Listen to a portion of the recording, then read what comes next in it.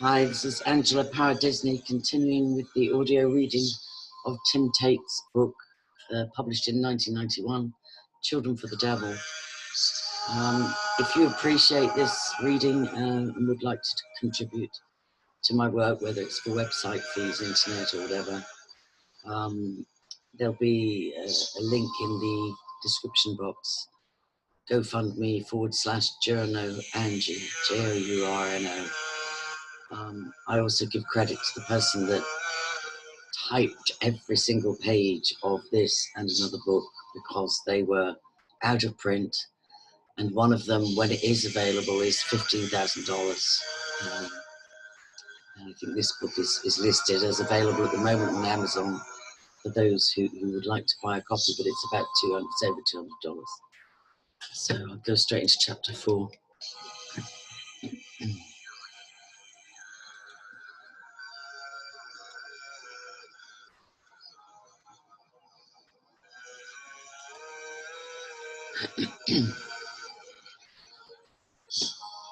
The Organization of Evil, chapter 4, number 1, part 1.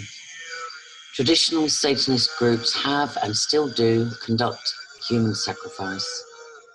Anton Long, practicing Satanist, July 1987. In May 1989, Britain's foremost occult businessman, Christopher Bray, published the results of a unique survey. Bray, owner of the Sorcerer's Apprentice bookshop, retailer of ritual equipment and regalia, and self-appointed spokesperson for the British pagan movement, had polled more than 1,000 of his established customers. The idea was to provide the first reliable guide to the beliefs, interests, affiliations, and motivations of occultists in this country. Bray also hoped to find evidence to, quote-unquote, disprove the existence of satanic ritual abuse. The Occult Censors, as he called the poll, was a thorough and impressive piece of collation. What it revealed, amongst many other facts, was that of the sampled 1,000+ pagans, 41 were practicing Satanists, and more than 200 others registered some interest in the religion. Who are these modern Satanists? How do they become devil worshippers? And what precisely do they do in pursuit of their worship? Satanists at the end of the 20th century are often divided into 3 categories: dabblers, religious Satanists, and members of what police sometimes describe as satanic cults. Because little academic research has ever taken place into the incidence and nature of devil worship, it is unclear whether there is much significant movement of Satanists between the groups. There is, however, an abundance of evidence to suggest that in each of the 3 classes, ritual and ritual crime plays an integral part. And the quote is, this was an asterisk, Christopher Bray is not himself a Satanist and has no personal involvement in any of the practices described in this book. Dabblers, the first category. For more than 25 years, interest in the occult has grown dramatically throughout the Western world. Perhaps significantly, this has taken place against the backdrop of fallen attendance at Christian churches. To feed this interest, occult bookshops and mail-order retailers of ritual equipment have sprung up and in many cases proved highly profitable. Simultaneously, the entertainment industry has exploited public curiosity about pagan religions in the cinema and the music industry. Inevitably, many of the films and records have focused on sex, sacrifice, and Satanism, rather than the less dramatic aspects of modern pagan worship. All too often, Hollywood has contrived to create an impression of dangerous excitement, Satanism as a shortcut to cheap thrills. The result has been an army of self-styled Satanists or dabblers. Frequently, these are teenagers already at the rebellious stage of late adolescence and searching for a new way to express their emerging identity.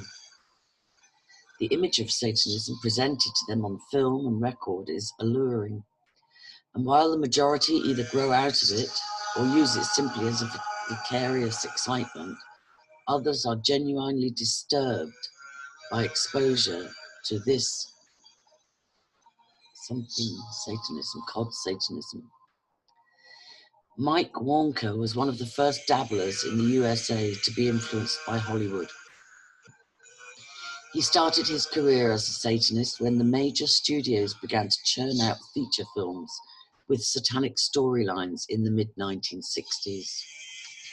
It wasn't that the devil jumped out on the screen, grabbed me by the face and dragged me down the road to a satanic church. It was just that there were certain things in the films that piqued my interest, and I decided to study more on my own. But if the devil has public relations, then it is the cinema. And then it says here a note, although Mike Wonka now lectures as a Christian and is therefore open to the charge of bias, his account of his own satanic worship has never been challenged. It also mirrors the accounts from non-Christians. Alongside this quite legitimate horror film industry has grown up a sizable catalogue of openly satanic books, sometimes on sale in high street shops, sometimes available from mail order specialists. Wonka's experience, like that of many others, suggests that this library of satanic literature can be a strong influence on would-be Satanists. Quote, kids get their ideas, especially their psychological pumping up, from this literature. The satanic books play an extremely important part in the life of the teenage dabbler. The third element in this trinity of influences is the most controversial and fiercely argued, so-called satanic rock music. Thanks to a clumsy crusade by American evangelical Christians, a campaign that will be examined in Chapter 8, it has now become fashionable to deride the very notion that such music plays any part in the behavior of dabblers. Unfortunately, the reality is less simple. There are, without question, a number of heavy metal rock groups who use satanic imagery in both their song lyrics and their stage presentations. Many are extremely popular, generally among late teenage boys. Only a small minority of these bands' members claim to be sincere and committed Satanists. The rest use the trappings of Satanism as a sales gimmick or to create an exciting stage show. Ozzy Osbourne, formerly the singer with the original cod satanic group Black Sabbath, has employed some of the most explicit imagery, inverted crosses and pentagrams, animal mutilation, and onstage coffins, but is convinced that the image is harmless. Quote, it started off with Black Sabbath as the tail end of the Flower Power days. We were rehearsing across the road from a cinema, and one day we thought, why do people pay money to get scared watching horror films? Wouldn't it be good if we could put something like that to music? That's how the whole thing started. Not all of my music is satanic, and to be honest with you, I just take it all as tongue-in-cheek. I'm not into Satanism, and I'm not a devil worshipper. Brackets, who else calls bullshit on this one? See, look, see. Yes. Ozzy Osbourne is a likable showman with a considerable talent to entertain. His use of satanic imagery is utterly indiscriminate, except insofar as it pleases his crowds. But therein lies the potential danger. Although performers like Osbourne don't take the message seriously and only use satanic symbolism because their fans like it, some of those fans like it precisely because they do take it seriously. Even the cod Satanism of aging rock stars helps to feed their fantasies. Carl Hughes was typical of thousands of young men and women across Europe and America whose dabbling started within the context of satanic rock music and led to a criminal record. In 1985, Hughes was in his final year at school in the small Welsh seaside resort of Conway and enjoying the notoriety of being a teenage Satanist. Quote, "This is a small town. Everyone knows everyone else's business. And so I was treated as a bit of a weirdo. People were nervous of me. They thought I was a bad influence on others.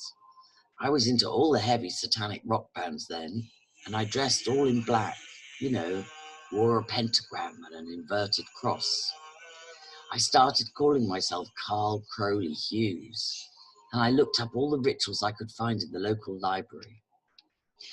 At home, I had an altar set up in my room with plastic candles, cloth, equipment, and all that. I began getting ready to conduct a satanic black mass, but I didn't have the money to buy my own equipment, so I broke into a church to steal what I needed." Hughes stole priest's robes, candles, and a chalice from the altar to use and defile in his black mass. He also desecrated the church and urinated on the altar as part of his devotions. It was a low-key, rather pathetic act. He was caught by a traffic warden and taken to the local police. Church desecration and thefts, particularly of consecrated hosts, communion wafers, have been increasing steadily for some years. Nor are the churches themselves the only target. Graveyards are routinely defaced with satanic graffiti and tombs broken into. The Church of England believes much of this petty crime to be the work of dabbler Satanists, and there have been successful prosecutions to support the claim. The case of Stephen Morgan and Stephen Blackburn in March 1988 was typical. The men were in their mid-20s and had become obsessed with satanic dabbling. Morgan converted parts of his home into a temple and built a makeshift altar for rituals. In December 1987, he and Blackburn broke into the graveyard at St Andrew's Church in the village of Aycliffe, County Durham, tore up a 270-year-old gravestone, and stole some of the bones. They planned to use them in a ritual of necromancy, divining the future through the use of human bones. Both were quickly caught, charged with the theft of bones from a tomb, and jailed for 2 years. Morgan subsequently described his involvement, marginal as it had been, with Satanism as dangerous, exciting, and frightening. It became an obsession I could not control. If the dangers of dabbling were limited to small-time church desecration and occasional grave robbing, perhaps they might merit less attention. But there is clear and anecdotal evidence which suggests a pattern of escalating offences. The path from church desecration to ritual killing, or occasionally suicide, is a definable feature of self-styled Satanist dabblers. Ricky Casso managed to illustrate both.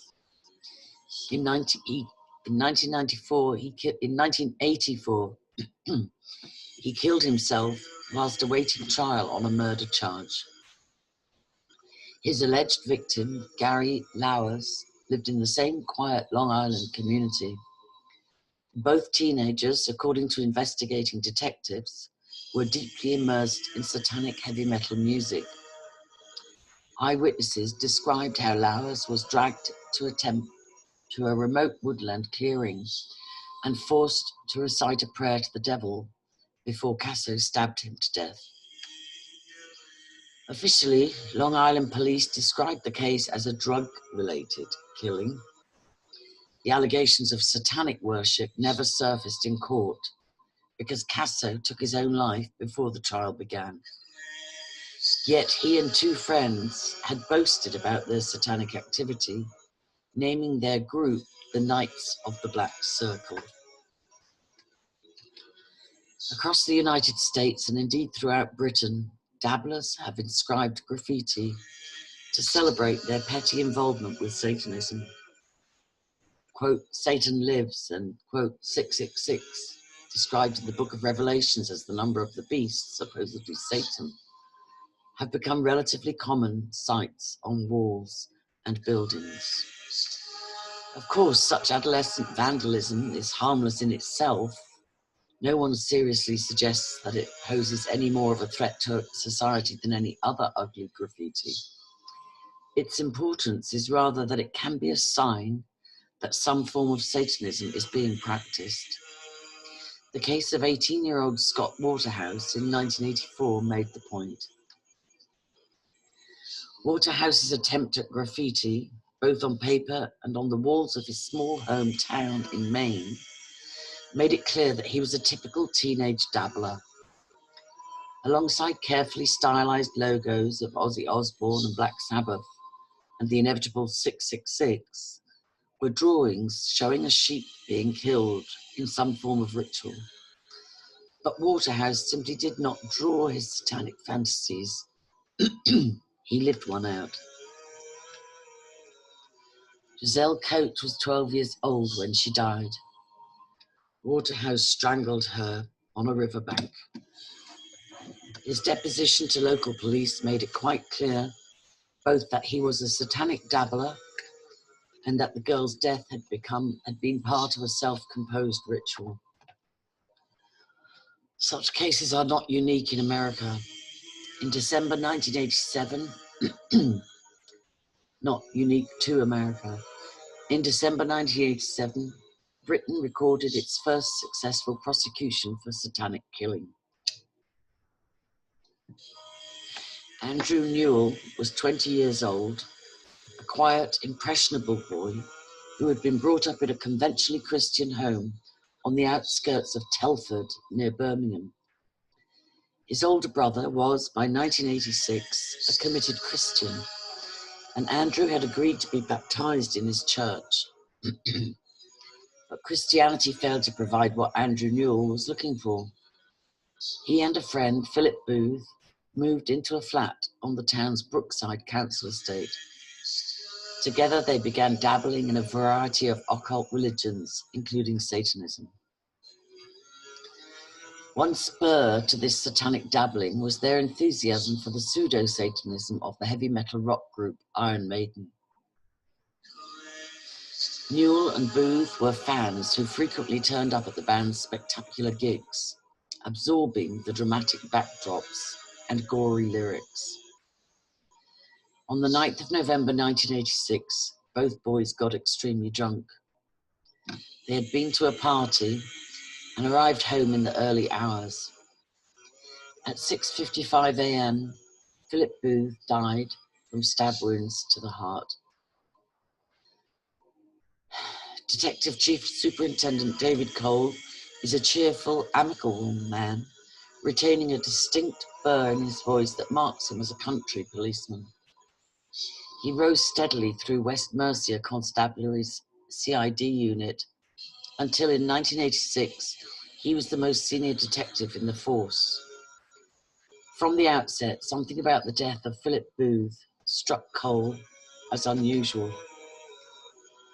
Quote, when we were called out to the flat, we discovered the body of the lad Booth, naked, in the lounge. There was a considerable amount of blood, but what first aroused my suspicions was the grouping of the wounds. There were 4 stab wounds in quite a precise location around the heart. 3 had penetrated the heart, and the 4th almost did so. He also only had 1 defense wound, caused from trying to fend off the knife, which was on one of his wrists. Now that was unusual in what we were clearly supposed to believe was a frenzied attack. Then when I interviewed Newell, he asked me specifically not to open a particular case which was in his bedroom. Of course, I had it opened straight away. Inside it were a lot of books on the occult, some sort of cloth, a knife, candles, and a manuscript. The manuscript turned out to be a transcription of 2 verses from an Iron Maiden song, The Number of the Beast. The words made Cole sit up. Quote, torches blazed and sacred chants were praised as they start to cry, hands held to the sky. In the night, the fire's burning bright. The ritual has begun. Satan's work is done. 666, the number of the beast. Sacrifice is going on tonight.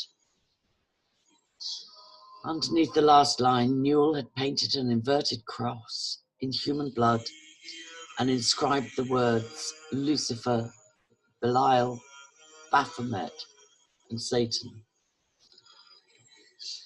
Quote, I suppose from that moment on we realized we were dealing with someone who was, to say the least, very interested in Satanism. Putting 2 and 2 together, I realized that the case, which was covered in Booth's blood, had probably been used as an altar, and that the candles, cloths, books, and knives were the accoutrements of that altar on which Booth was killed. One of the books described how a makeshift altar could be created. Cole took the brave step of insisting that the evidence of ritual and satanic motivation be introduced in the subsequent prosecution of Andrew Newell for murder. On the 9th of December, a jury at Shrewsbury Crown Court approved of the decision by convicting Newell unanimously. In May 1989, the Court of Appeal substituted a verdict of manslaughter for that of murder on the grounds that the trial judge had not given sufficient weight to Newell's claims of self-defense. However, the court made no comment on the prosecution evidence of satanic dabbling, and the case remains on the record as a satanic killing. From petty crime to manslaughter and murder, clear evidence that some dabblers with Satanism become dangerously disturbed by devil worship. But where does ritual abuse fit into this first category of modern Satanism? Contemporary dabbler abuse. On Tuesday, the 9th of November 1982, Malcolm John Smith began a 14-year prison sentence. His wife Susan and her sister, Carol Hickman, were also jailed for 2 and 5 years, respectively. Hickman's husband, Albert, received a 10-year sentence. Their case was Britain's first successful prosecution for ritual abuse. Susan and Carol Willey were born 9 years apart to a solidly Christian household in the West Midlands. Their father, Aubrey, was a member of the Salvation Army, and in time the 2 girls also joined the group. There was nothing in the Willey family history to suggest that the girls would grow up to become committed Satanists, quote, handmaidens, in their own words, to a man who claimed to be Lucifer incarnate. Carol was the elder of the 2 and married first. Sometime in 1979, when she was 29, she began dabbling in Satanism, studying the nature and texts of historic rituals. These helped her to perform a private solo rite in which she denounced God and dedicated herself, her body, and her life to Satan. By this time, Susan had also married. Her choice was Malcolm Smith, a 28-year-old Telford man with a history of paedophilia and 2 convictions for indecently assaulting a 3-year-old girl whilst babysitting. Shortly after pledging herself to the devil, Carol drew the Smiths into the religion and conducted a satanic wedding ceremony to mark their initiation.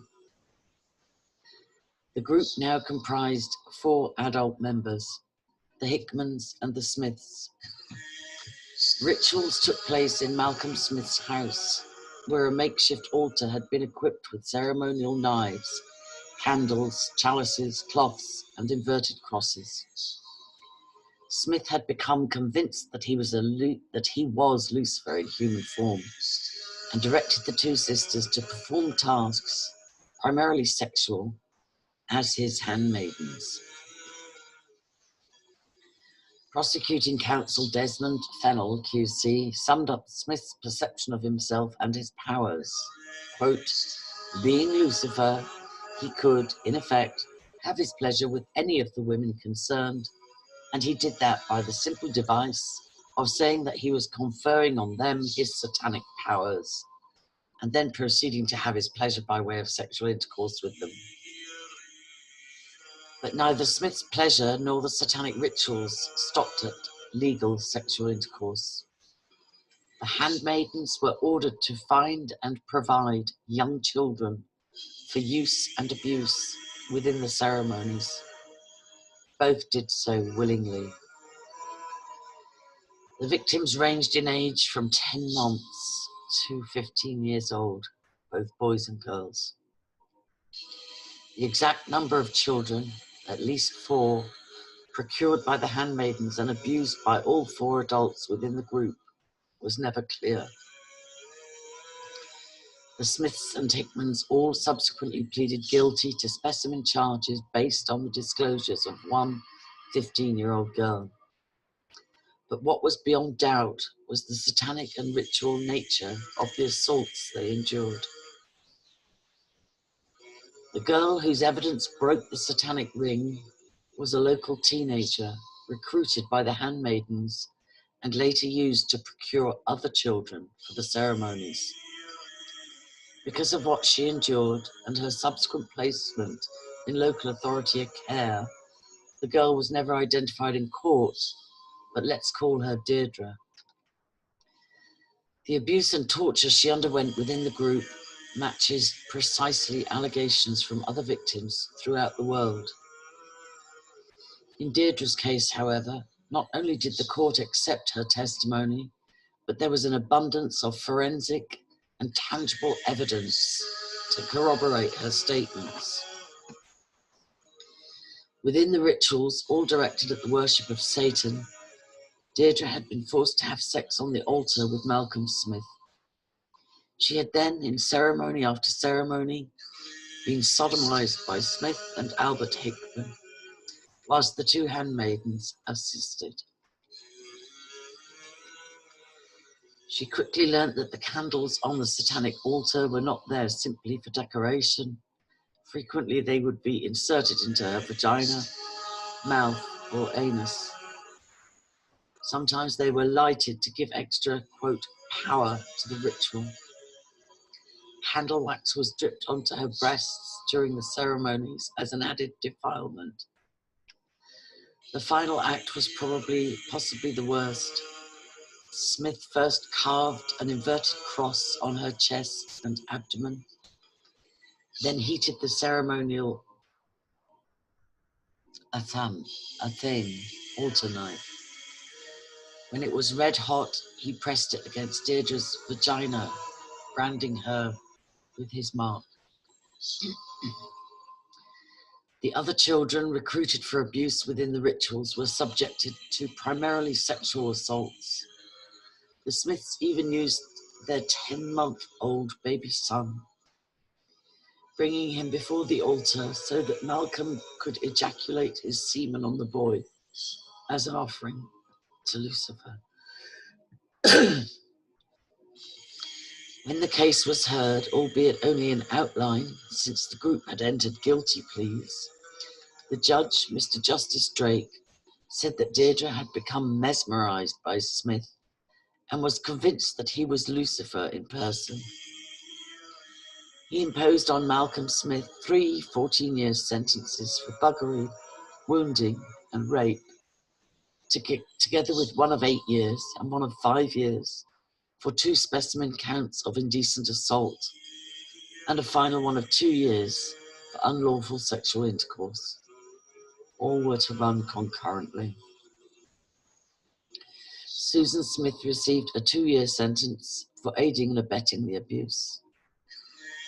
Carol Hickman was given 5 years for her part in assisting rape, buggery, and indecent assault.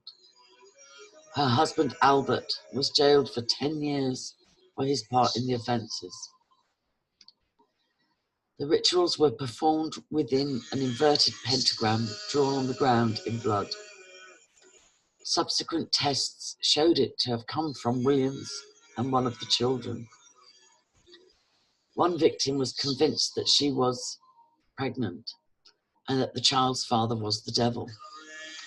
Another told the court, "He said he was the devil in disguise and started out by making us take part in black magic ceremonies.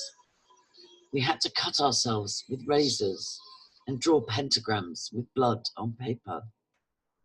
If you cried or refused to go along with what he wanted, he would slap you or say he could make one of his disciples kill you."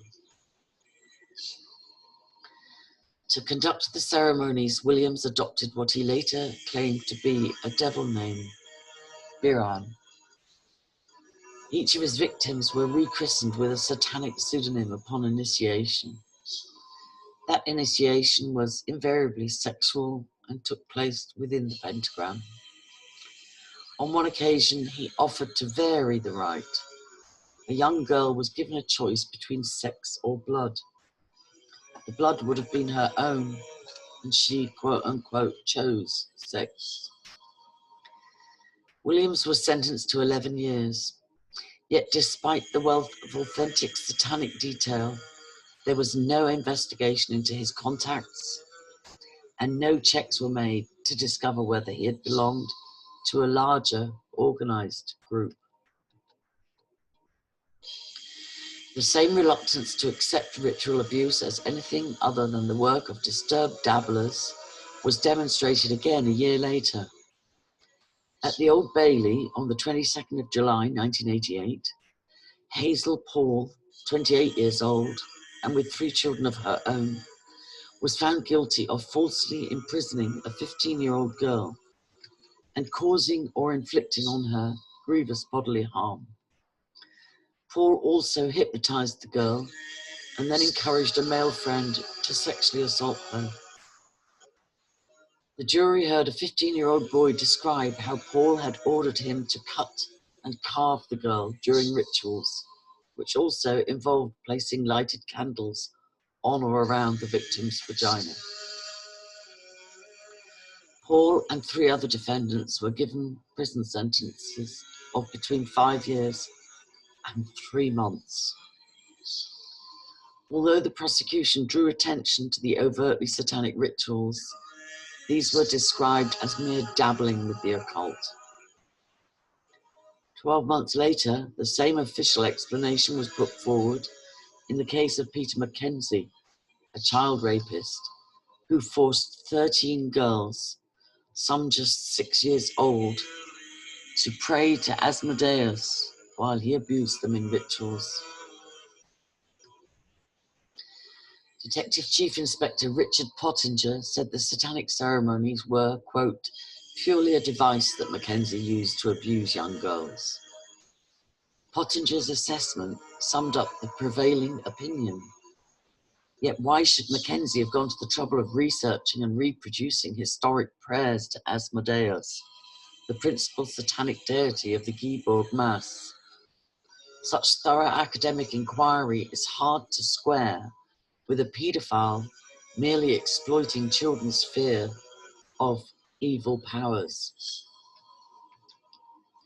Mackenzie, Paul, Williams, Wilding, and the Smiths and Hickmans ritual abuse cases every year, yet in each, either prosecution counsel, police, or the judge has performed mental acrobatics to dismiss the very notion that these rituals could be the outward manifestation of a perverted but sincerely held belief system.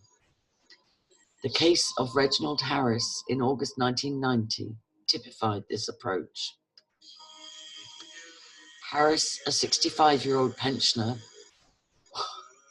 was jailed for 2.5 years after admitting just 2 specimen charges of unlawful sexual intercourse with the 15-year-old girl and her younger sister. By admitting the sample offences, Harris avoided a full public airing of the motive behind the abuse: Satanism. The few details of Harris's rituals revealed in open court were dismissed by Judge Roy Ward when he pronounced sentence. Quote, "You took the trust and affection of these girls to seduce and corrupt them. You aggravated the matter by seeking to obtain dominance of their minds by the pretense of witchcraft or black magic to continue gratifying your desires." But Judge Ward's assumption that Harris's Satanism was mere play acting was based on very little evidence. By pleading guilty, Harris had avoided a full investigation into the extent and implications of his rituals. Nonetheless, the limited information obtained by detectives suggests genuine satanic ritual abuse, rather than the pseudo-ritualistic category defined by the American academic David Finkelhor in Chapter 1. Harris told his victims that they were being abused in a group devoted not to a generic or loosely identified devil, but to the particular satanic pseudonym Santanas. This alone should have indicated a certain seriousness in his rituals. Additionally, Harris forced the older girl to go through a formal and ceremonial marriage contract within the group. This too is indicative of genuine ritual practice rather than play acting intended to frighten children into submission. The final clue was Harris's attempt to terrorize the older girl back into the group by setting fire to her home. While ordinary, quote, non-satanic abusers may threaten their victims with violence or even death, it's rare for them to carry out premeditated arson. Such behavior is indicative of a deeper underlying motive. As a result of half-hearted law enforcement attitudes towards ritual abuse, successful prosecutions in Britain have, without exception, been dismissed as the work of dabblers rather than as potential evidence of a widely organized phenomenon.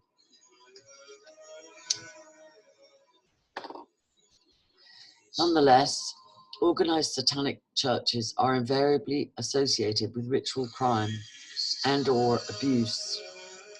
But before examining this second category of modern devil worship, religious Satanists, it needs to be asked whether the argument put forward by the Independent on Sunday newspaper, and with it many detectives, child protection officials, and almost the entire pagan community, could be applied to the proven cases of ritual abuse.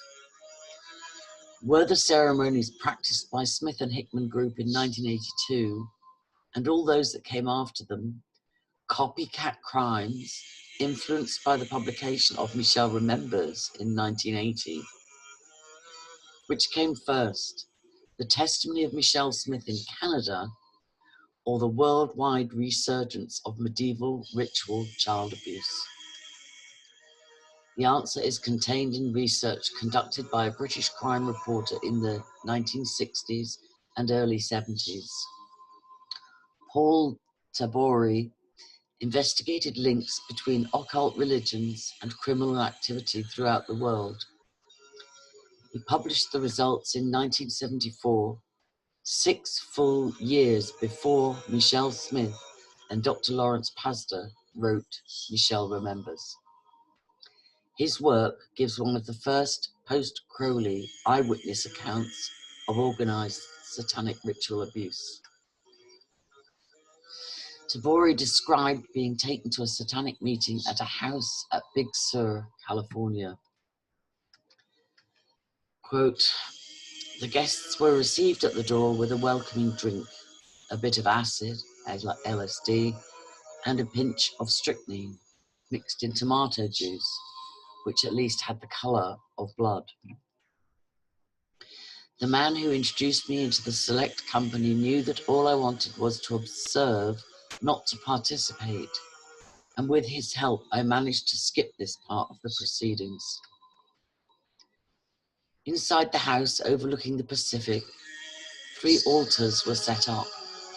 2 of them had young nude boys tied to them with wide leather belts, being whipped by 2 bearded men who were dressed in nuns' habits, looking more than a little incongruous, but very determined. For whips, they were using heavy black rosaries, and there was no make-believe about the flogging, for both boys were screaming and weeping.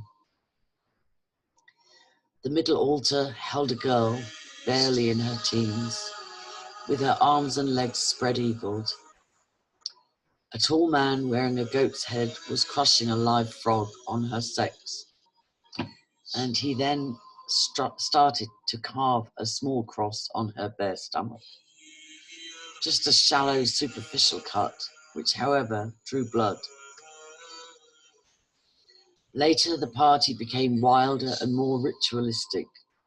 The young girl was deflowered in a long and elaborately blasphemous procedure, and then proceeded to retaliate on the goat-headed chief Satanist with the help of a plastic dildo.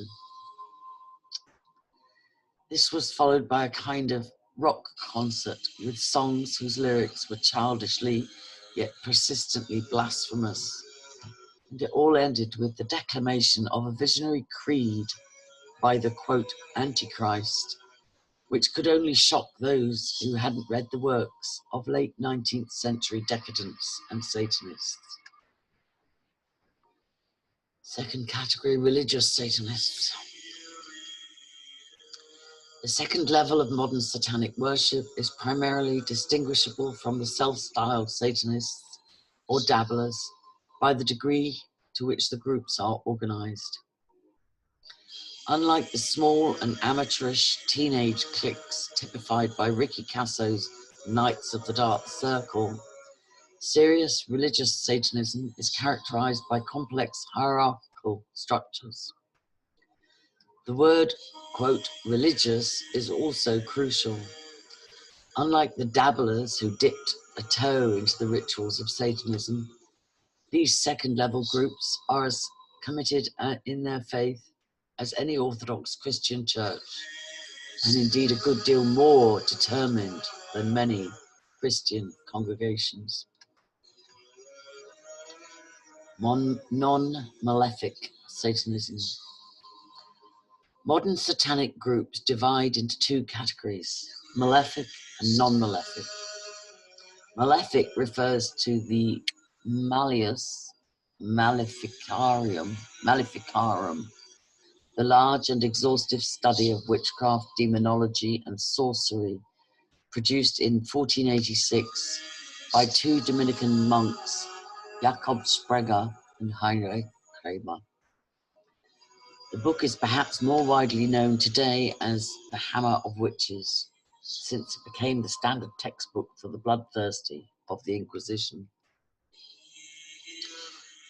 Malleus Maleficarum, unsurprisingly given the time of its production, was based on the belief that a malevolent devil figure or Satan controlled all occult and pagan worship. Modern non-malefic groups use the phrase to pronounce themselves uninvolved in the pursuit or worship of evil. But how well do they live up to the claim? In October 1988, an occult contact magazine, Ace of Rods, published the following advert, quote, Orthodox Temple of the Prince, re-established 1955, the only genuine non-malefic Satanists, Benalists in this country. We are looking for just a few prospective members, couples, and genuine females to become an integral part of our temples. Our occult teachings go far beyond the scope of any other group or individuals. Dedication and sincerity is all you need. Progression through ability will lead to the inner circle with certified degrees. Anyone who sent the required stamped addressed envelope to the box number listed would have been quickly contacted by the order's high priest, Ramon, and supplied with a closely typed 3-page summary of its theology of Benialism. Quote, Orthodox Benialism is the belief in Benel, Satan, as the Son of God, through whom we invoke power from God to bring to a successful conclusion the rituals which we perform. And as the successes of our rituals are so extremely high, we know that the beliefs we have and the rituals we do are more correct than any other belief. We believe in God as the supreme being, but not exactly as he is portrayed in the Old Testament. We believe that he was good and just, the beginning and end of all things, omnipotent and omniscient, a person yet not a person, energy, power, or spirit, the source. Unapproachable yet approachable, how can we mere mortals express our concept of it? It would be hard from this opening salvo to recognize the Orthodox Temple of the Prince as a satanic group in any traditional sense. But as Ramon's highly colored language develops through the manifesto, the order's theology becomes gradually clearer. The group worships a curious trinity. In place of the conventional Christian God, Christ, and Virgin Mary, OTP believes in God, Satan, Benel, and Astaroth, Queen of Heaven, our goddess of fertility and abundance, the one to whom we bake our cakes and pour wine. This combination of Catholic Christianity, Satanism, and a pagan or Wiccan goddess is unique in its blend of occult ingredients. Its organized worship, too, is curiously drawn not from traditional Satanism, but from medieval witchcraft. The Shabbat meetings are near enough every 4 weeks, and there are 6 grand Shabbats a year. Quoting this is, we meet in ordinary clothes, but at the rituals we wear our robes. But if these logistics are highly reminiscent of medieval paganism, the spiritual methodology practiced by OTP initiates was clearly influenced by the sea change Crowley introduced into satanic worship. No vulgar conjuring of an external devil, but rather an intellectual attempt to realize through rituals the deity within each worshipper. Quote, we do not set out to make people wealthy or famous. Our religion is designed through evolving our ideals to enrich the lives of our followers. This enrichment in itself may very well lead to individual success through the inner confidence and awareness that this brings. It is our belief that knowledge is the key to all doors. Our people are broad-minded, and we try to release ourselves from many of the inhibitions imposed on us by society. There is no dissent amongst our people, and jealousy is unknown. We are a, quote, family whose aim is to build and maintain a better existence for all concerned. Having mentioned some of the things that we do, we must mention the things we do not do, but are often accused of doing. We do not indulge in human sacrifice or vampirism. We do not practice any perverse or anti-Christian rituals, nor do we curse people for not following our beliefs. There are no orgies of sex, drink, or drugs, nor any devious or perverted practices. So much for the Orthodox Temple of the Prince's own version of itself as its beliefs and rituals. The reality is a little different. Ramon is the temple name of a 63-year-old doctor of psychology, Raymond Bogart.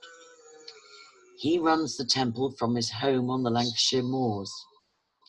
Bogart, a slight, balding figure, claims that he earned his degree in Damascus, Syria in 1962 and has spent much of the intervening period as a child care specialist. In fact, 3 years after graduating and 15 years after setting up his order, Bogart was convicted of unlawful sexual intercourse with an underage girl. He spent 4 years in prison before setting himself up as a psychiatrist working from home.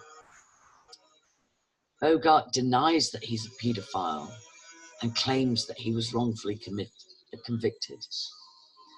Child sex, he insists, plays no part in the rituals of the Orthodox Temple of the Prince. Quote, ignorant people think that the Satan and the devil are one and the same.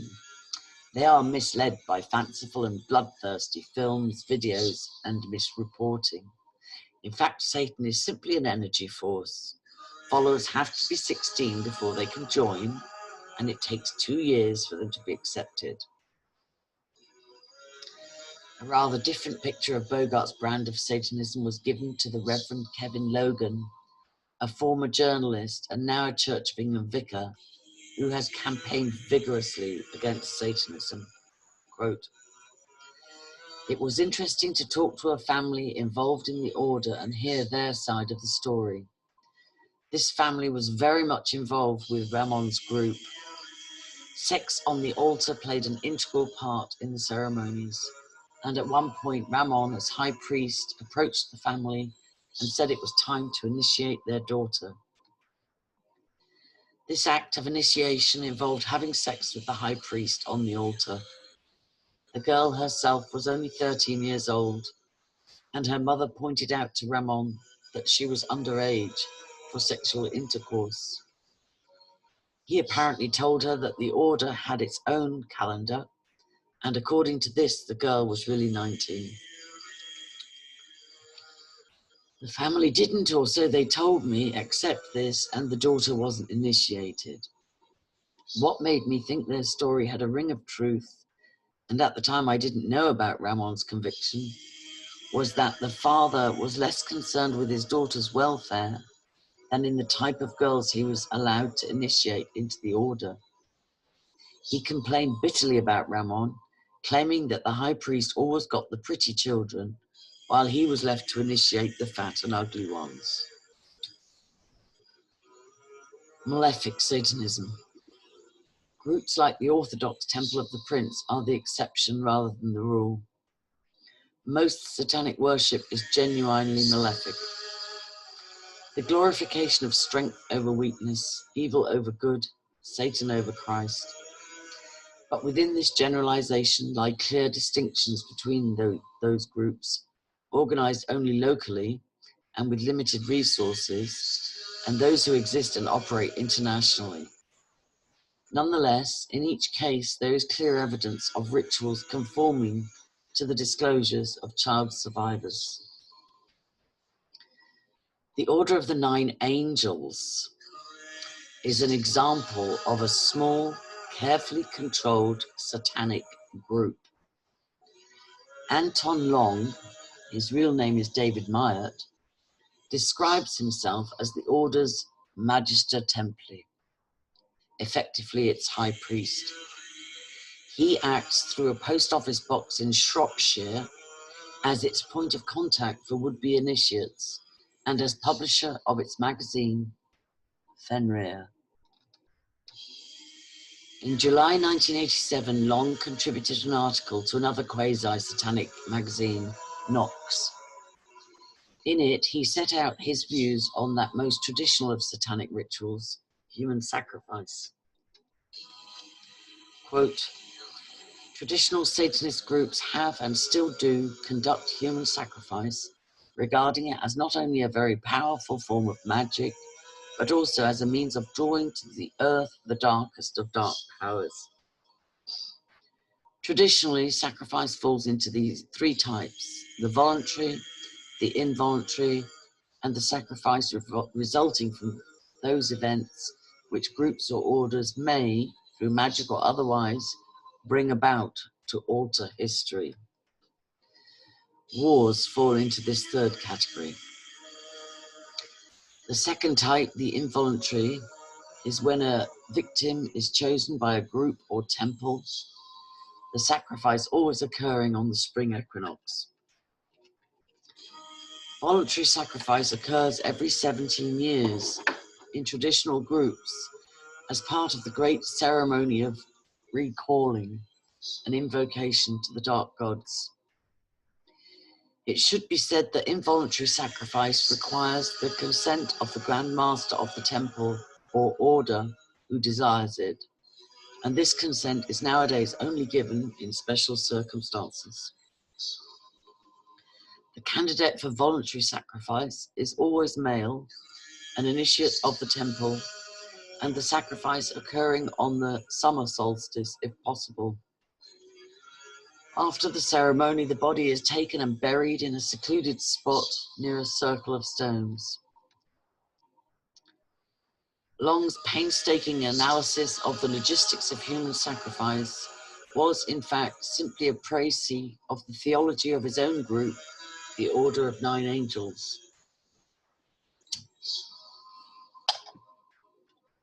He set out both its concepts of Satanism and liturgies it employed in a privately produced book and in his Fenrir magazine.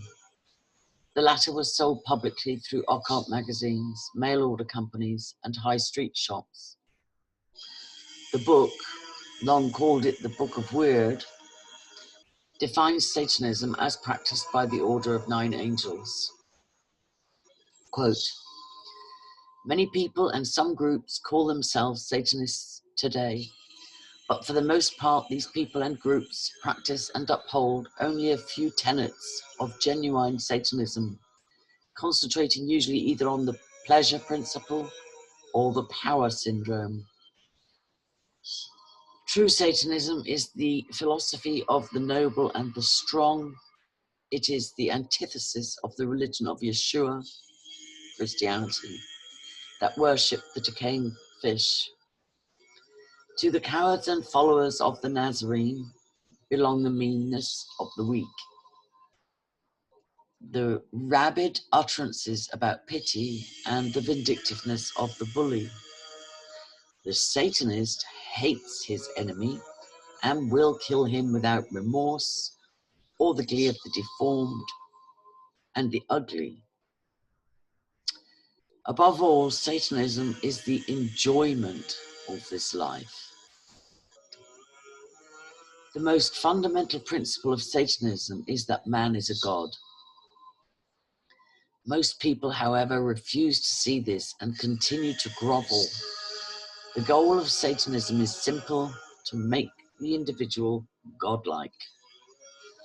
According to tradition, Satanist groups fall into the two categories: those open temples or orders organized for secret recruitment and which perform on a regular basis ceremonial rituals such as the Black Mass, and those devoted to individual and highly specialized training at an advanced level. Footnote, the alleged Hampstead cult is said to be of the Order of Nine Angels. Until quite recently, the lone Magister Templi, working with his high priestess and usually one initiate, was the rule insofar as genuine Satanism was concerned. Only very rarely were open temples formed, and most of these had a short life. However, over the past 20 or 30 years, the pattern has begun to change as temples become established. Although still relatively secret, they are easy to find. The exceptional one might even advertise. Long was plainly thinking of his own group, the Order of Nine Angels, which advertised through Fenrir. In its pages, widely available to attract new initiates, Long carefully reproduced precise details of the group's rituals and explanations for its more extreme beliefs. Quote, and I cover myself with the once shed blood of Jesus with any of this reading. Quote, human sacrifice is powerful magic. The ritual death of an individual does two things. It releases energy, which can be directed or stored, for example, in a crystal, and it draws down dark forces or entities. Such forces may then be used by directing them towards a specific goal, or they may be allowed to disperse over the earth in a natural way. Such dispersal altering what is sometimes known as the astral shell around the earth. This alteration, by the nature of sacrifice, is disruptive. That is, it tends towards chaos. This is simply another way of saying that sacrifice furthers the work of Satan. Great care is needed in choosing a sacrifice, the object being to dispose of a difficult individual or individuals without arousing undue suspicion. First, choose the sacrifice or sacrifices, those whose removal will actively benefit the Satanist cause. Candidates are zealous, interfering Nazarenes, Christians. Those attempting to disrupt in some way established Satanist groups or orders, e.g. journalists. Brackets, look who they're afraid of. We who truly weld the light and the power and the spirit, some call us investigative, alternative. Wait a minute, this is an editorial. Look who they're afraid of. Yeah, this is Craig. We who truly weld the light and the power and the spirit. Some call us as investigative alt researchers. Craig McGowan. And political business individuals whose activities are detrimental to the Satanist spirit. So they've talked about some of their targets there for sacrifices, Christians and journalists and alternative journalists. How seriously are we to take Anton Long and his Order of 9 Angels? Has he ever carried out such ritual sacrifices? Long chooses not to answer any questions about his Satanic Order or his publications. He ignores all requests for interviews. Callers at the address registered to his post office box are met by adamant denials of anybody by the names of Long and Myatt living there. Yet checks to cover subscriptions miraculously get through. Perhaps in his attempt at self-protection, Long once added a footnote to one of his several detailed accounts of human sacrifice, claiming that it was no longer carried out and was of historical interest only. Perhaps. Nonetheless, his published rituals are redolent of death. Some, curiously, also involve symbolic ceremonies, remarkably similar to the accounts of child survivors. Quote, the death ritual. Temple preparations, black candles on the altar, small silver temple bell, incense of Mars to be used, brackets musk. A small wooden coffin draped in black is to be placed before the altar, and a handful of graveyard earth placed upon it. Before the ritual proper begins, the mistress, brackets of earth, the high priestess, makes a wax figurine in a corner of the temple where only the ordinary priestess is present and in readiness upon the altar. She places this on the womb of the priestess and symbolically moves it down to rest between her thighs, where she anoints it with a musk-based oil, saying, I who deliver you in birth now name you NN. She states the full name of the victim. Almost immediately a lengthy ceremony begins during which the devil is both invoked and praised and the Lord's Prayer turned inside out to refer to Satan. Quote, Our Father which wert in heaven, hallowed be thy name, in heaven as it is on earth. Give us this day our ecstasy. Deliver us to evil as well as your temptation, for we are your kingdom for eons and eons. Priest, kill and laugh, all kill and laugh. Priest, kill and laugh and dance to our prince. All kill and laugh and dance to our priest. Priest, he or she is dead. All, he or she is dead. Priest, we have killed. All, we have killed. Priest, and glory to the death. All, and glory in the death. The mistress picks up the wax image, holds it for the congregation to see, who chant, shout, scream, so-and-so is dead, by our will destroyed. Places it on the graveyard earth and fold the cloth over both. She then places it in the coffin. The priest then has sexual intercourse with the priestess on the altar, while the congregation clap their approval and chant Ave Satanas, Hail Satan, repeatedly. After the priest withdraws, the mistress kisses the priestess on the lips briefly, and then the lips of the vagina. She then kisses each member of the congregation. The priest makes the sign of the inverted pentagram over the coffin, saying, he or she died in agony and we rejoiced. The priest and the congregation laugh. The mistress then goes towards the priest, kneels before him and takes his penis into her mouth. When he is erect again, she stands to admire her work, saying, I who bring life also take. He begins the orgy of lust in the temple. The mistress takes the coffin to a small grass or small grave prepared beforehand. She places the coffin in the earth, covers it with soil. She then visualizes the victim trapped in the coffin and says, you are dead now, killed by our curse. She smiles as she leaves the burial ground. The death ritual of the Order of the Nine Angels is, so long Myatt claims, purely symbolic. The coffin contains only a wax image of a human being. Yet the details of the rite, the symbolic birth on an altar, the chanting and rejoicing in death, the orgy after the sacrifice, and the burial of the coffin itself, could be adult descriptions of the events recorded in the disclosure of diaries of the Nottingham child victims. The Order of Nine Angels is probably a small localized group, albeit with an active and proselytizing Magister Templi in the shape of Long Myatt.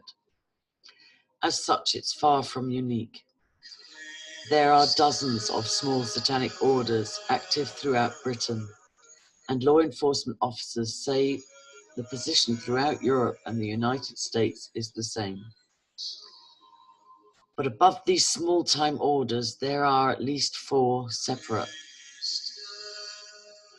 internationally organized satanic movements. Most maintain a shadowy, semi-public existence. Only one is truly an underground organization. Yet all, as we shall see, have or have had some recorded involvement with rituals that are either criminal or disturbingly similar to those described by child and adult survivors. International Satanism. The oldest and most widespread of all international satanic groups is the Ordo Templi Orientis, the OTO. The group founded in Freemasonry and subsequently taken over by Aleister Crowley. By spring 1989, it could boast active official lodges across 3 continents, from Australia and Japan through Europe, both east and west, to the United States and Canada.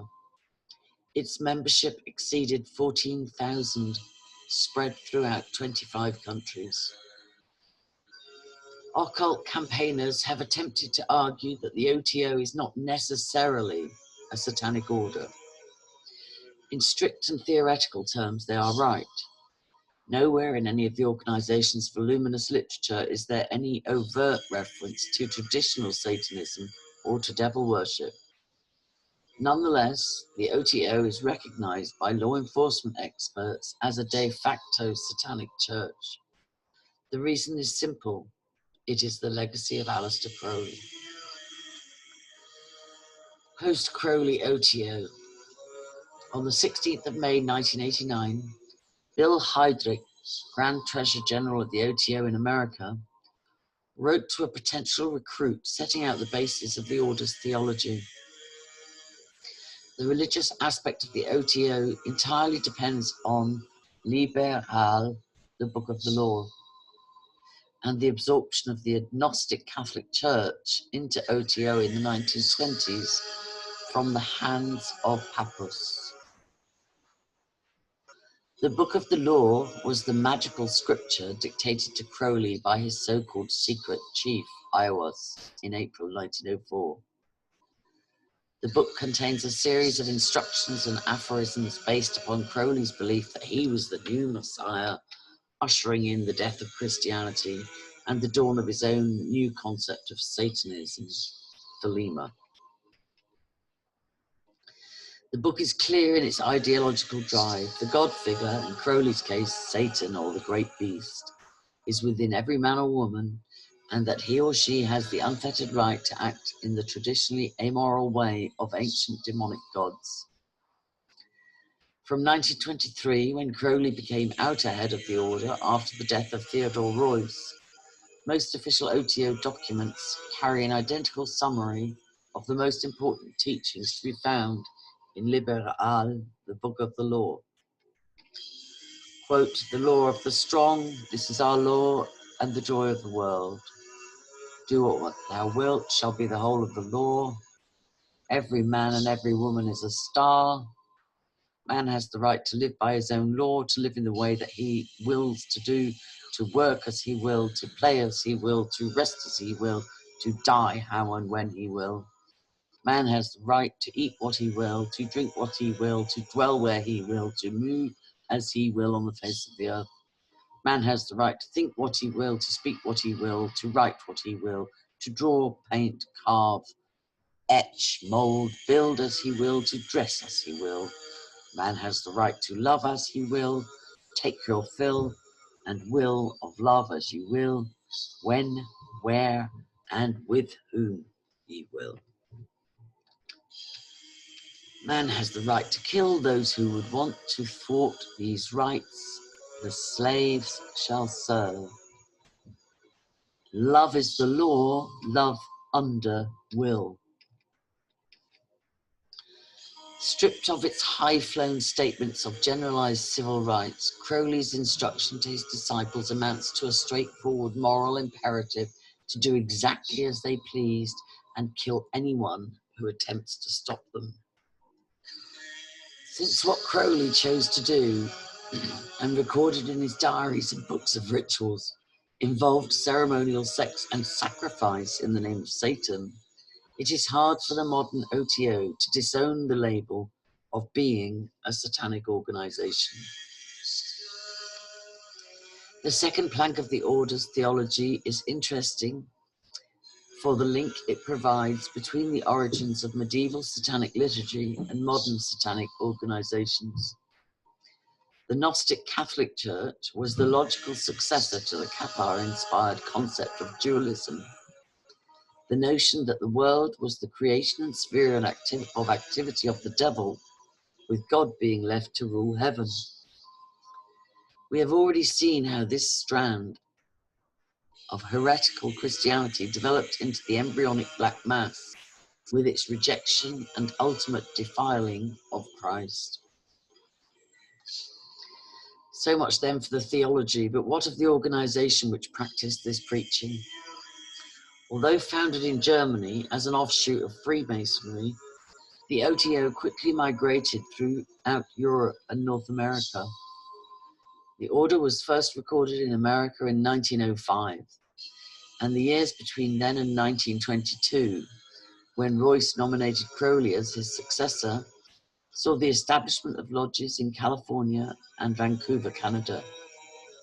Simultaneously, Crowley's meanderings across the world had established groups of disciples in several European countries. The position in Germany was less straightforward, with the three rivals of Heinrich Trenker, Eugene Gröscher, and Karl Germer all initially claiming the right to the true path of enlightenment through their own semi-independent lodges.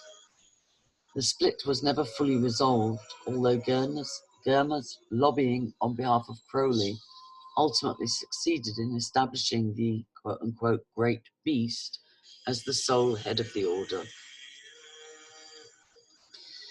With the advent of the Second World War, Germer was initially arrested and interned by the Nazis. Hitler's own obsession with the occult led him to suppress all so-called magical organizations that did not involve him directly. Germer was finally deported to the United States in 1941.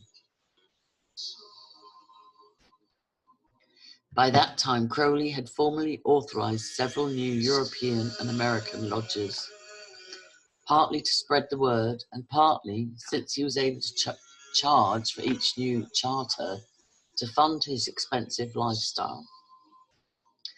At the end of the war, there were, in particular, official OTO lodges in Zurich, Switzerland, headed by Joseph Metzger, and California. In the late 1930s, Crowley had ordered his Canadian associate, Wilfred Smith, to set up a linked group in Pasadena, Southern California. The groups in Vancouver and Pasadena were listed as Agape Lodges 1 and 2.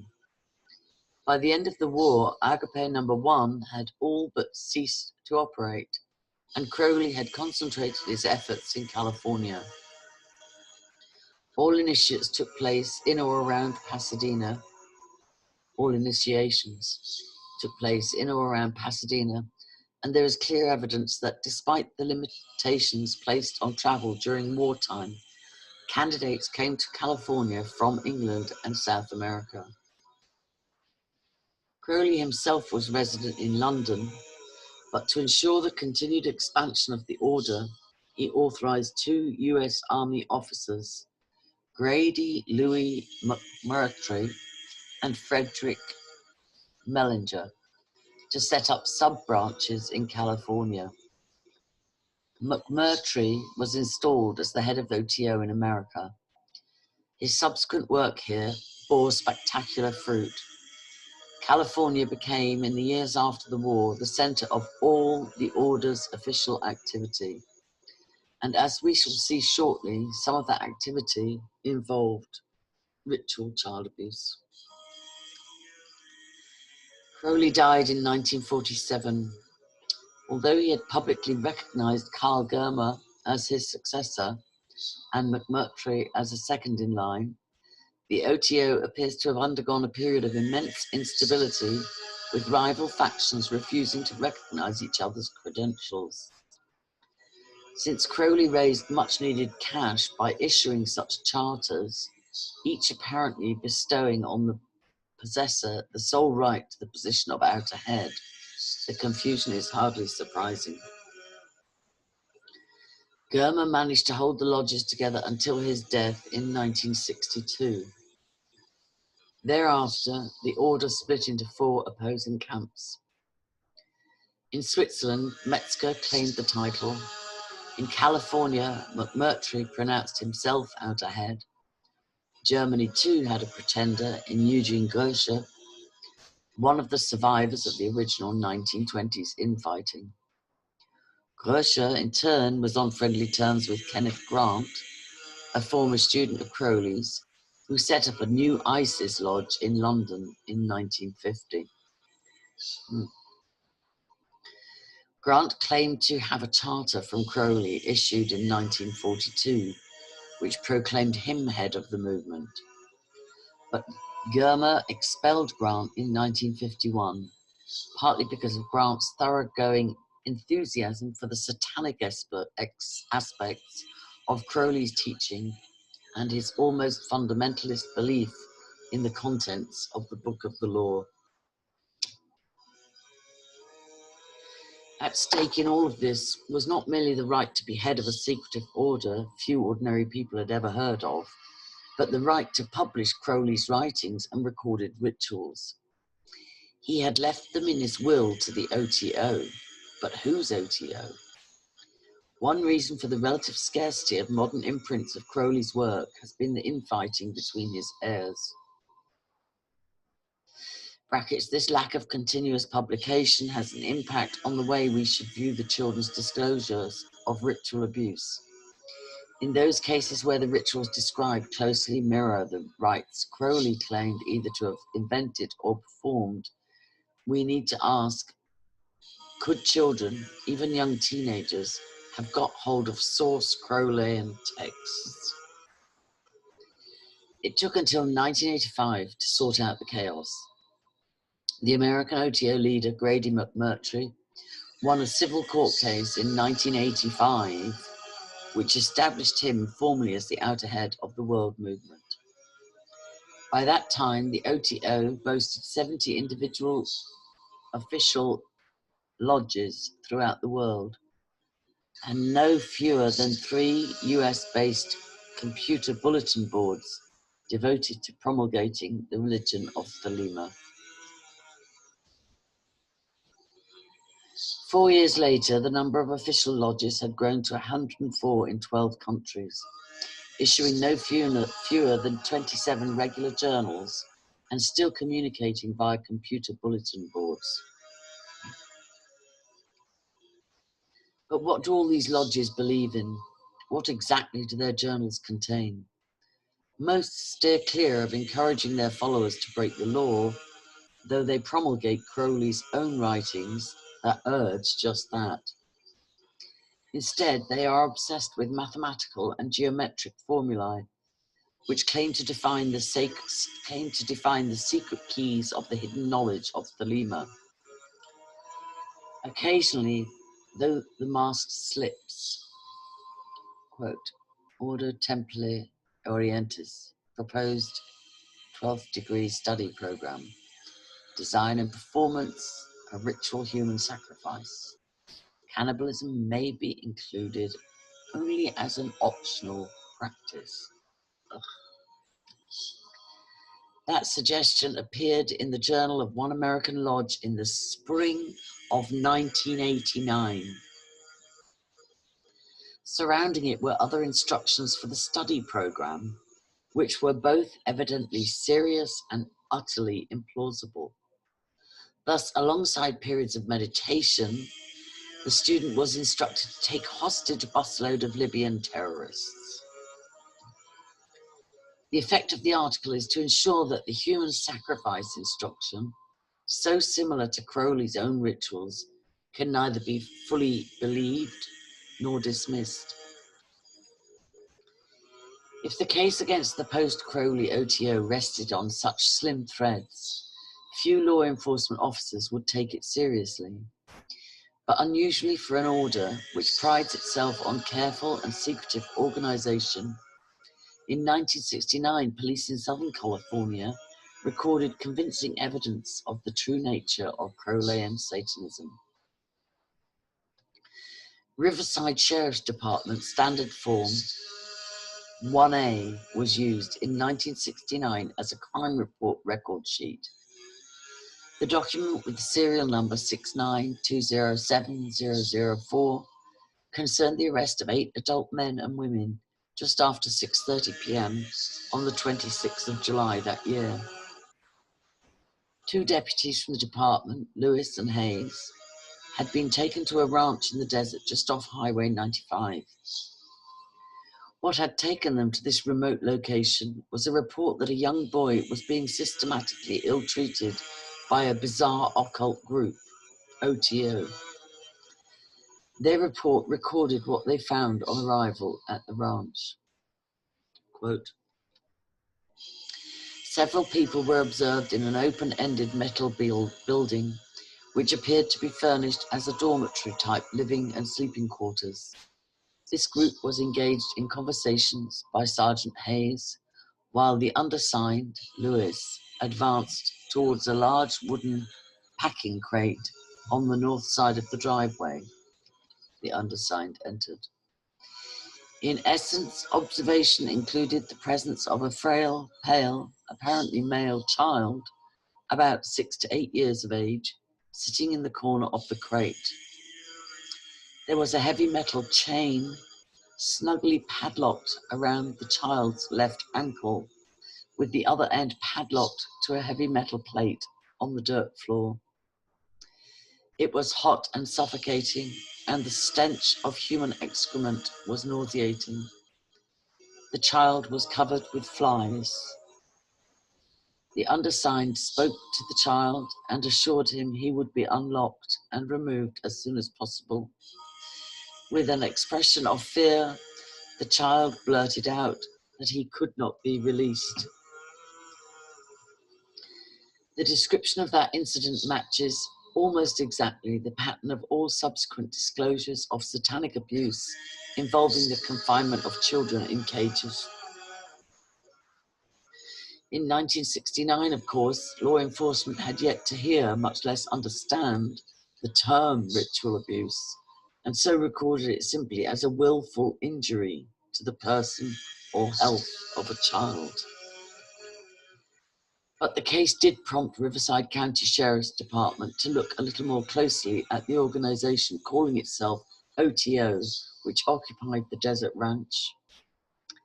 It did not like what it found. A memo from Detective Bender to the then Police Chief McCoy reports the available testimony of 3 adult women who had joined and subsequently left the lodge. All described being given LSD, and occasionally either as part of rituals at the ranch, which were led by a Los Angeles school teacher called Georgina Brayton. But one of the women, Candace Thornton Rios, told the detective something which has a distinctly familiar ring. Quote, Mrs. Rios added that when she got pregnant and told Georgina Brayton about it, Georgina became very angry and told her she would have to condition herself to the point where she hated the child before it was born. Upon birth, the child was to be turned over to the cult and brought up by the cult and not by her as an individual. Candace Rios left the OTO lodge before her child was born. Riverside police considered, but apparently never followed through, a prosecution of Georgina Brayton for drug violations.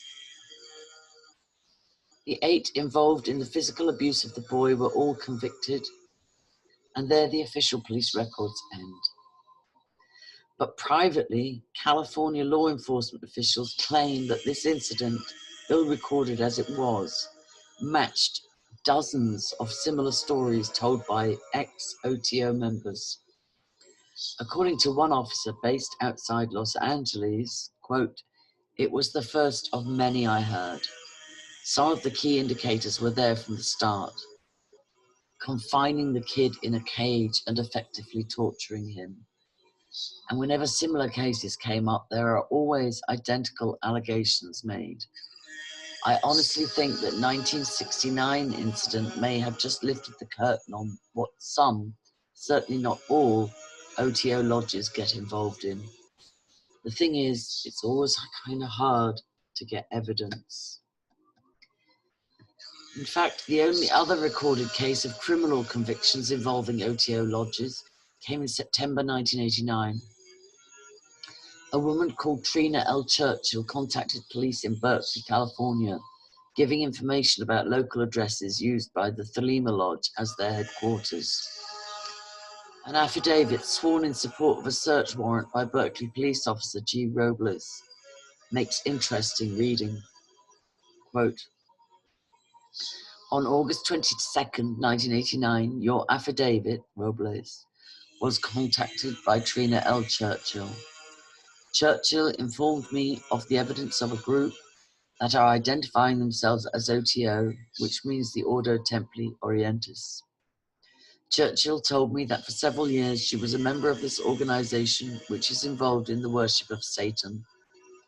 She told me that she left this organization due to the fact that it has developed into a place where people congregate to use drugs. According to Churchill, they have different types of ceremonies that sometimes originate at the largest and main temple in this area, address given. During some of the ceremonies, they have potluck parties in which they take and share psychedelics and narcotics. Churchill then provided me with literature that talks about procedures, reasons why this church exists. According to Churchill, there are a lot of minors attending these meetings, and this is one of the reasons why she decided to quit this organization, because it was now set to attract juveniles and get them involved in illicit sex and drugs. In the early hours of 29th September, 17 officers from Berkeley Police raided the addresses Churchill had given them. Just as she had warned, the detectives found marijuana, poppies, and opium.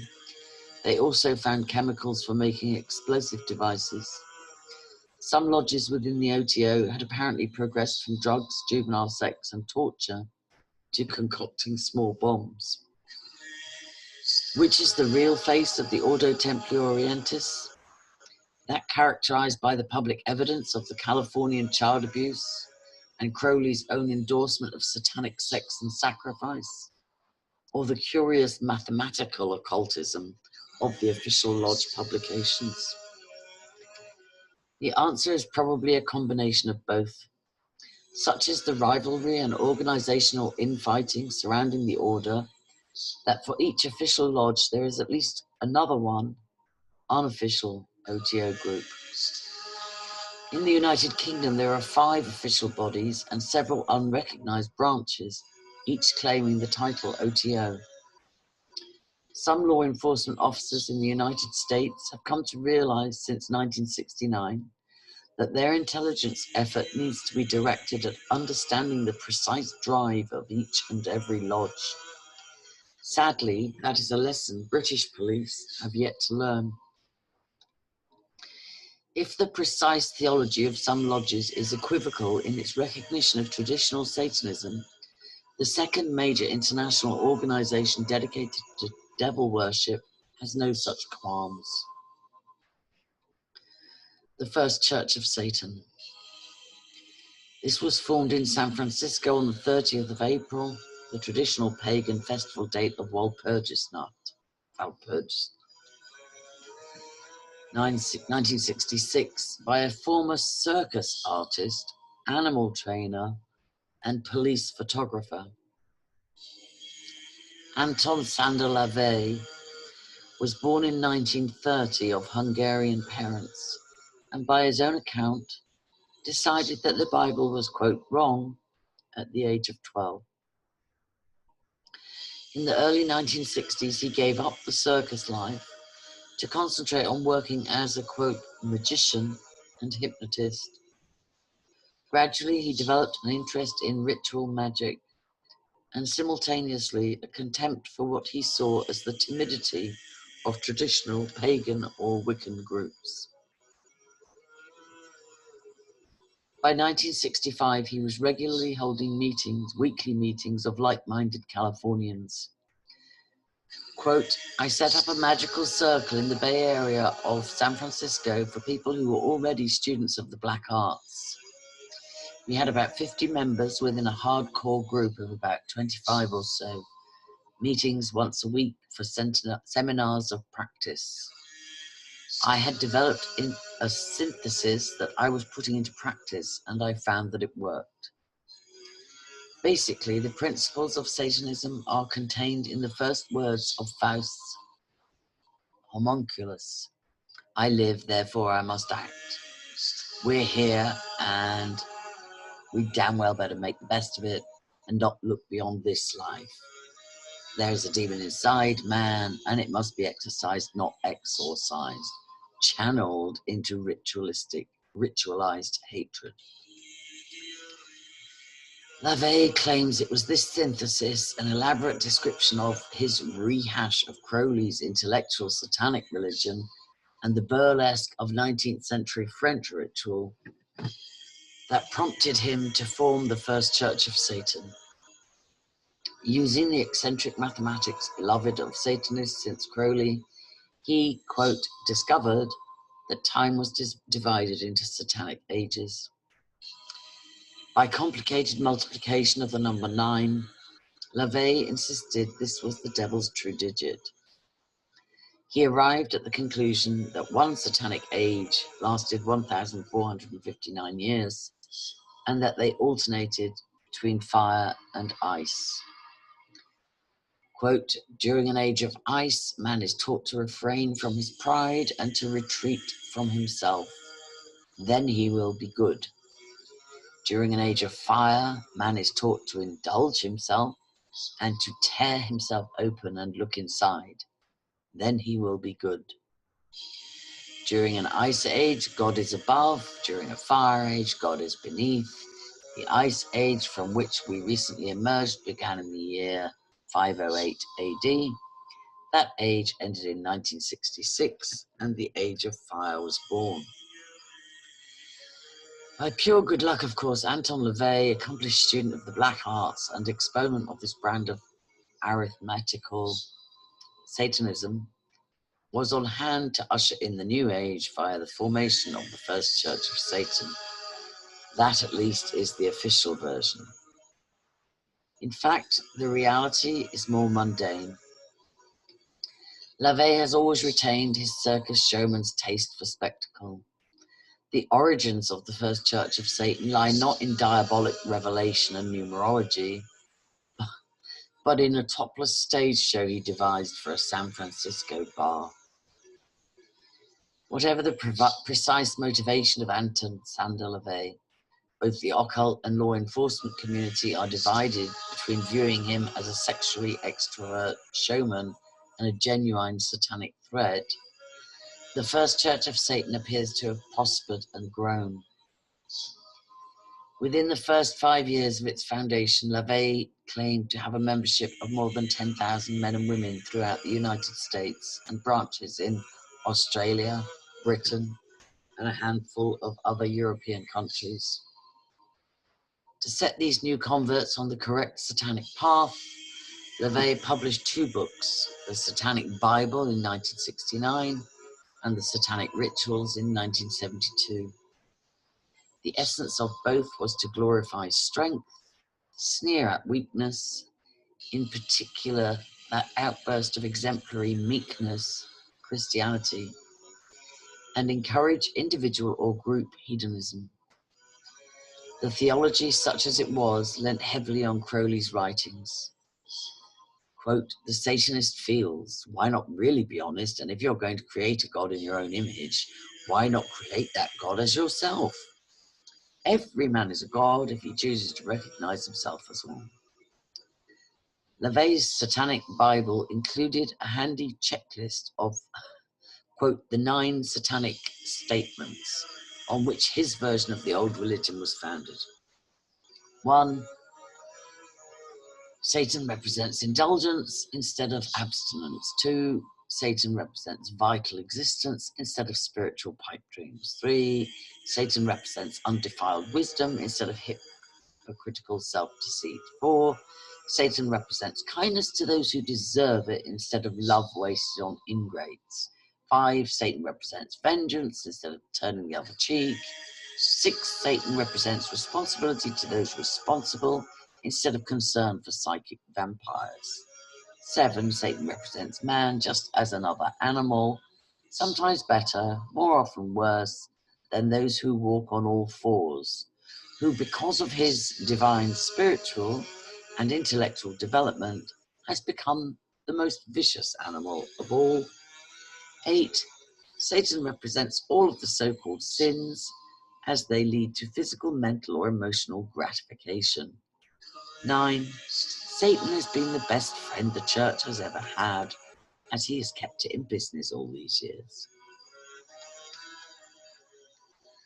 LaVey expounded the thinking of the church in a 1970 American documentary, a film subsequently withdrawn and no longer cleared for broadcast. Quote, this is a very selfish religion. We believe in greed, we believe in selfishness, and we believe in all the lustful thoughts that motivate men, because this is man's natural feeling. This is based on what man naturally would do.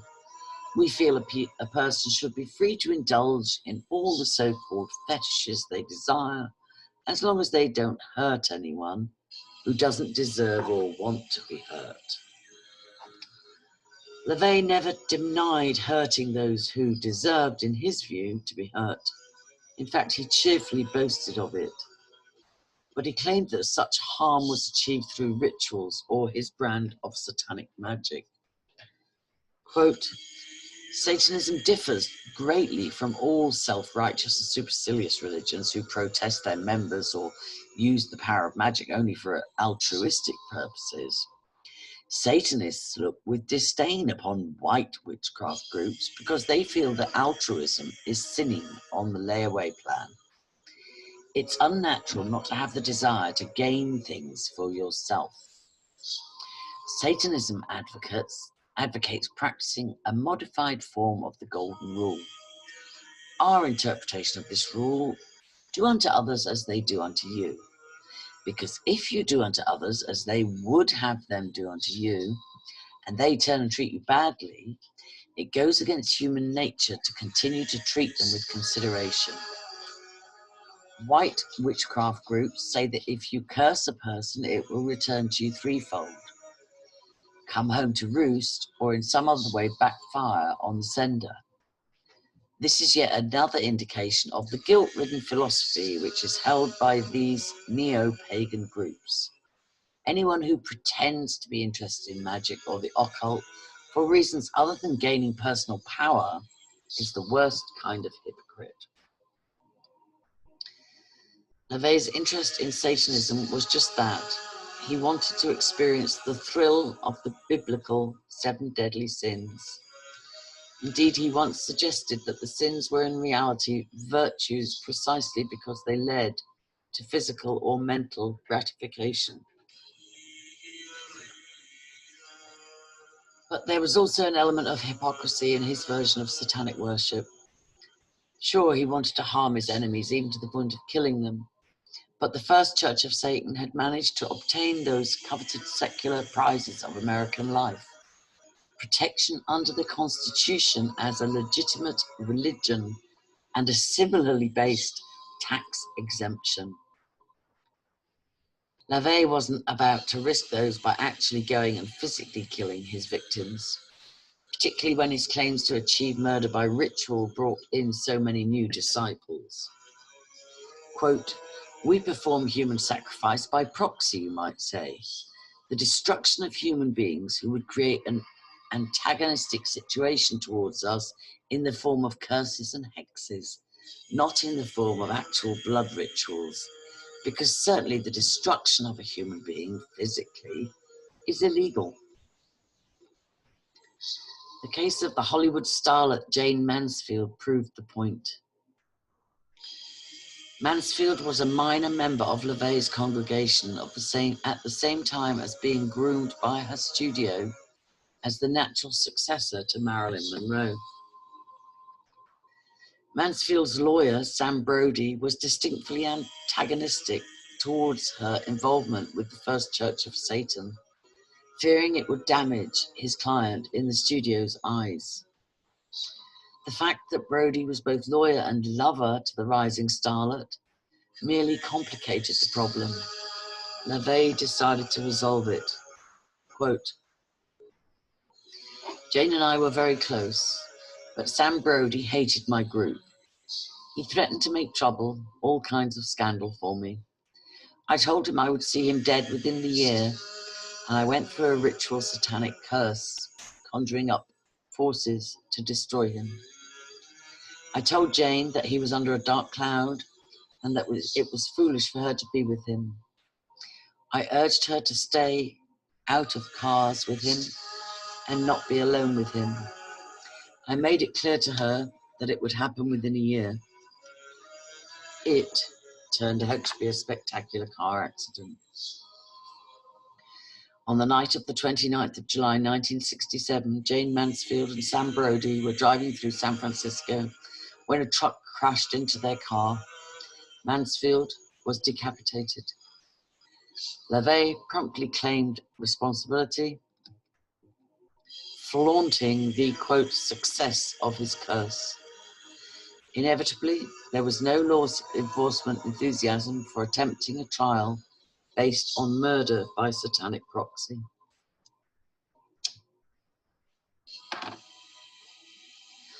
The case might well be no more than an example of LaVey's taste for showmanship, were it not for one telling aspect.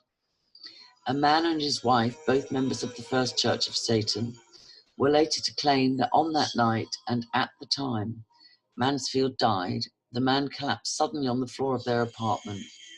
As his wife crouched over him, he screamed, "I don't want to die."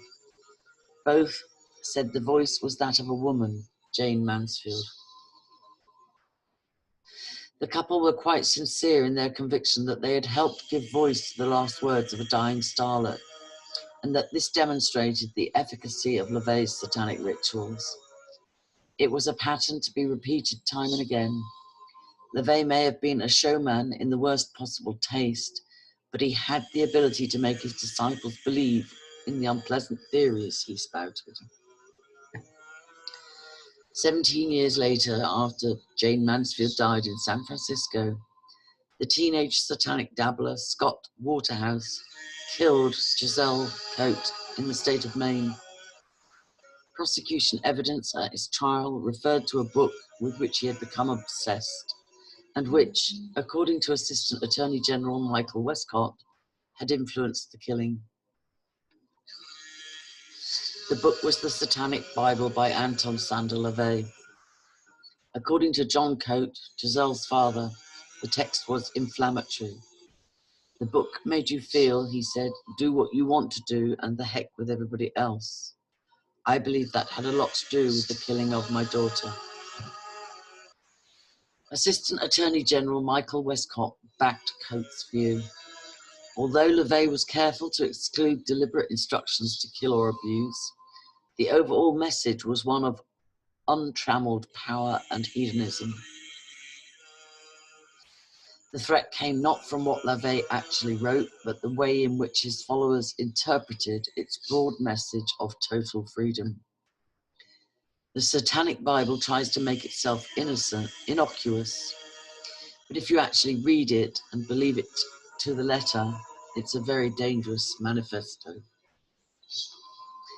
In fact, the Satanic Bible and its sequel, the Satanic Rituals, are remarkable derivative works reproducing, sometimes blasphemous word for blasphemous word, the medieval and 19th century concept and liturgy of satanic ceremonies, with minor Crowleyan tweaks.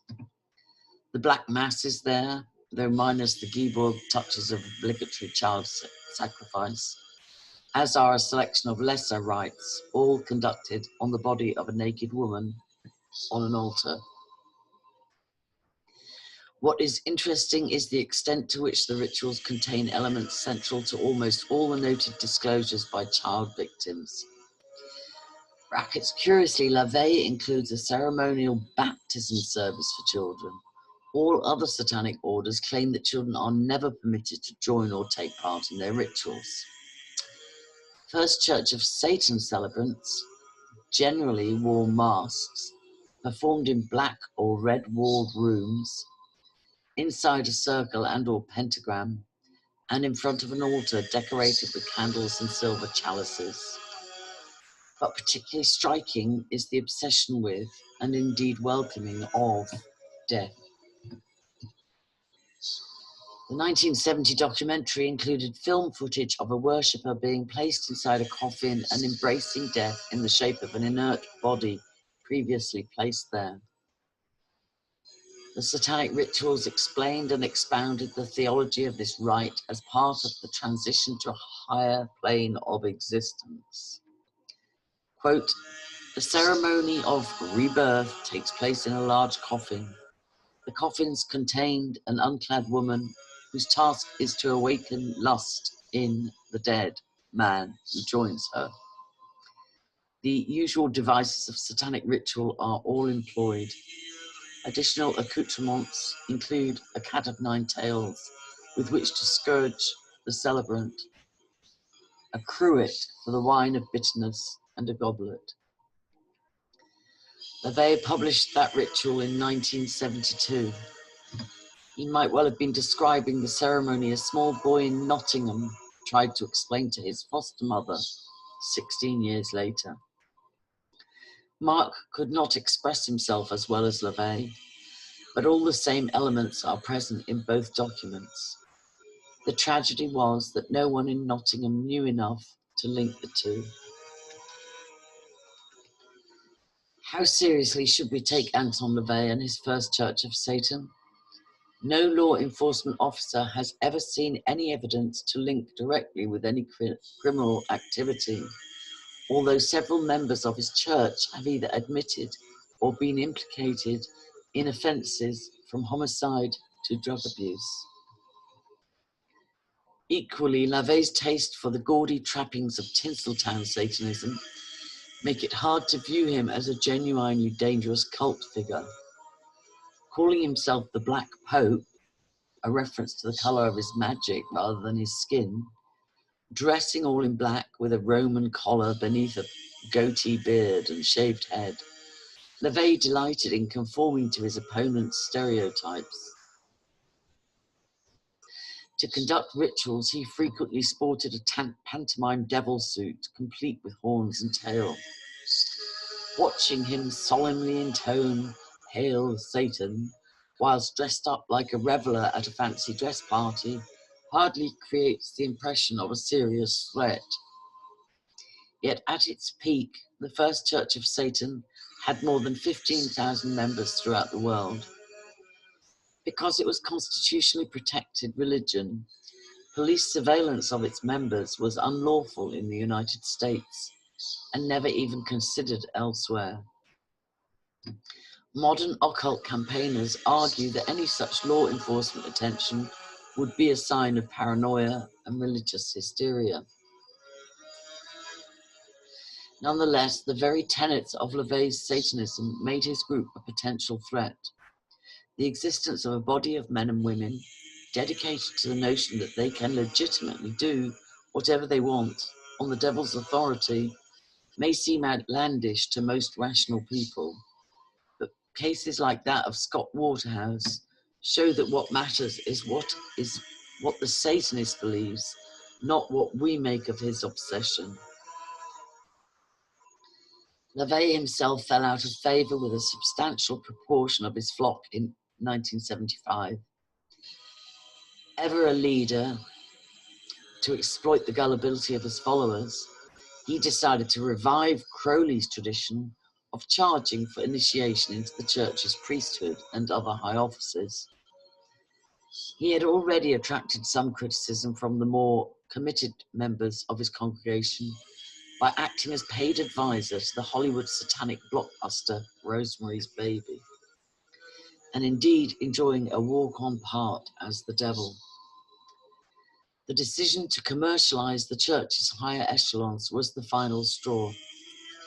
A leading high priest, Michael Aquino, led a mass resignation.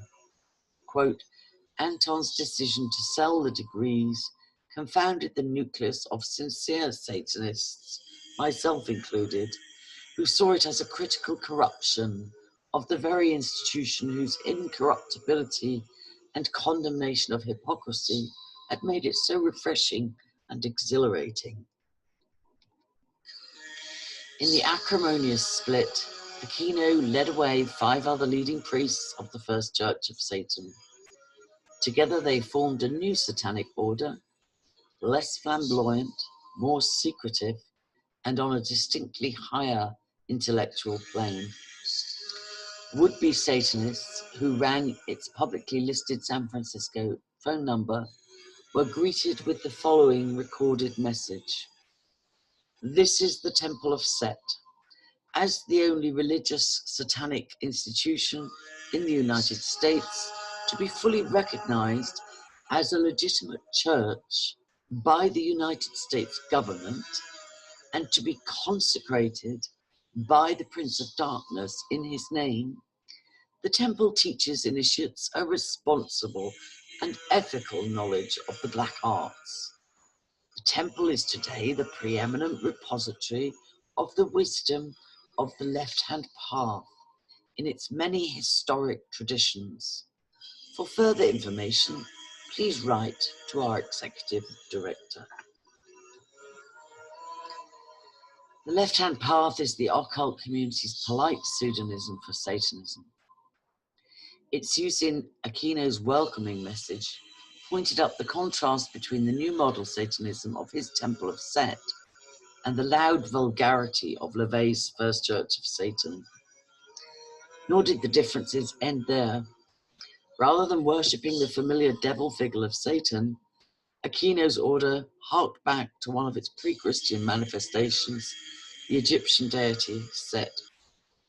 Quote, "The figure of Satan is actually a caricature of the Egyptian god Set. In our view, the Satan that Christianity sees as a devil is merely a corruption, uses as a devil is merely a corruption, indeed a sort of perversion of the much older Set. The term Satan is a sort of bugbear or bogeyman used by Christians to symbolize a fiend, some sort of a symbol of evil or degenerate behavior. I do not accept that. I am not a proponent of degenerate or disreputable behavior. I am the high priest of the god Set, who does not in any sense symbolize this kind of thing. I am in fact Set's representative on earth." From the outset, Aquino, himself a graduate of the University of California's Political Science Department, adopted a rigorously intellectual approach for the temple. Whereas the key words in LaVey's Satanic philosophy had been indulgence and lust, Aquino's was an obscure Egyptian hieroglyphic Xepa. Quote, "The original priesthood of Set in ancient Egypt survived for 25 recorded dynasties, circa 3200 to 700 BC. It was one of the two central priesthoods in pre-dynastic times, the other being that of Horus. The unification of Egypt under both philosophical systems resulted in the nations being known as the Two Kingdoms, and in its pharaohs wearing the famous double crown of Horus and Set. The worship of Set is the worship of individualism.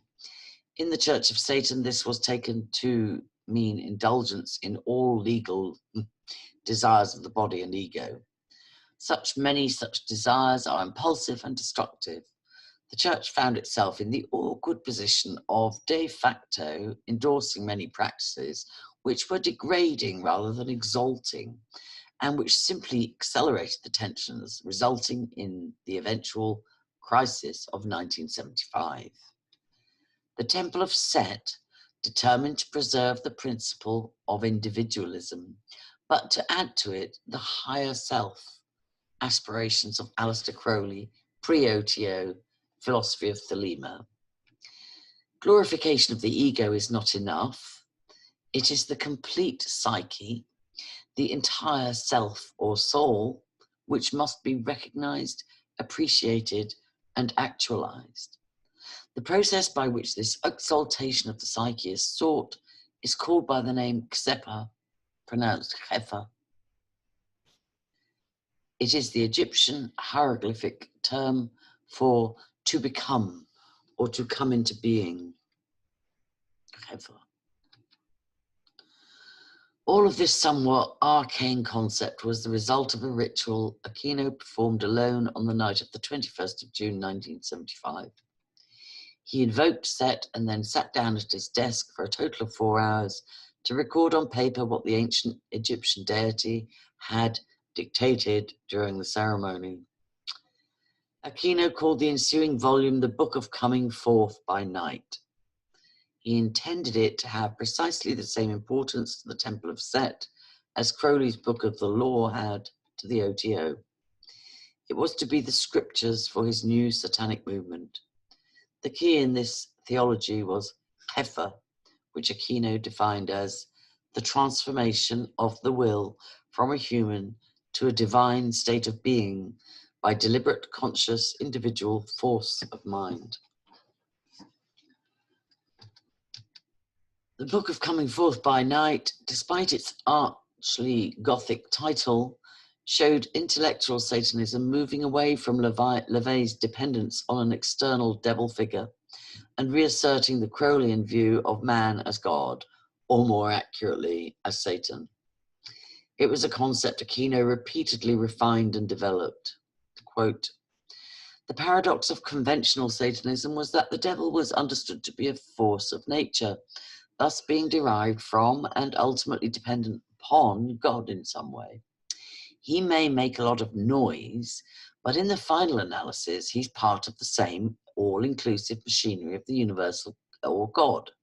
Even his rebellion is part of God's universal scheme.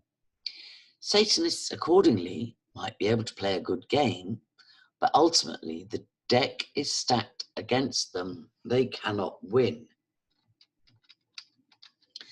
The solution, according to Aquino, was to seek out the pre-Christian devil figure of Set and redefine the satanic image as something less tangible and more metaphysical.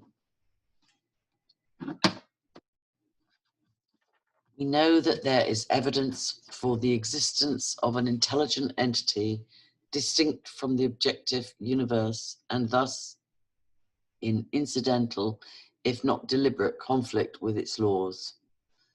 For whatever its reasons,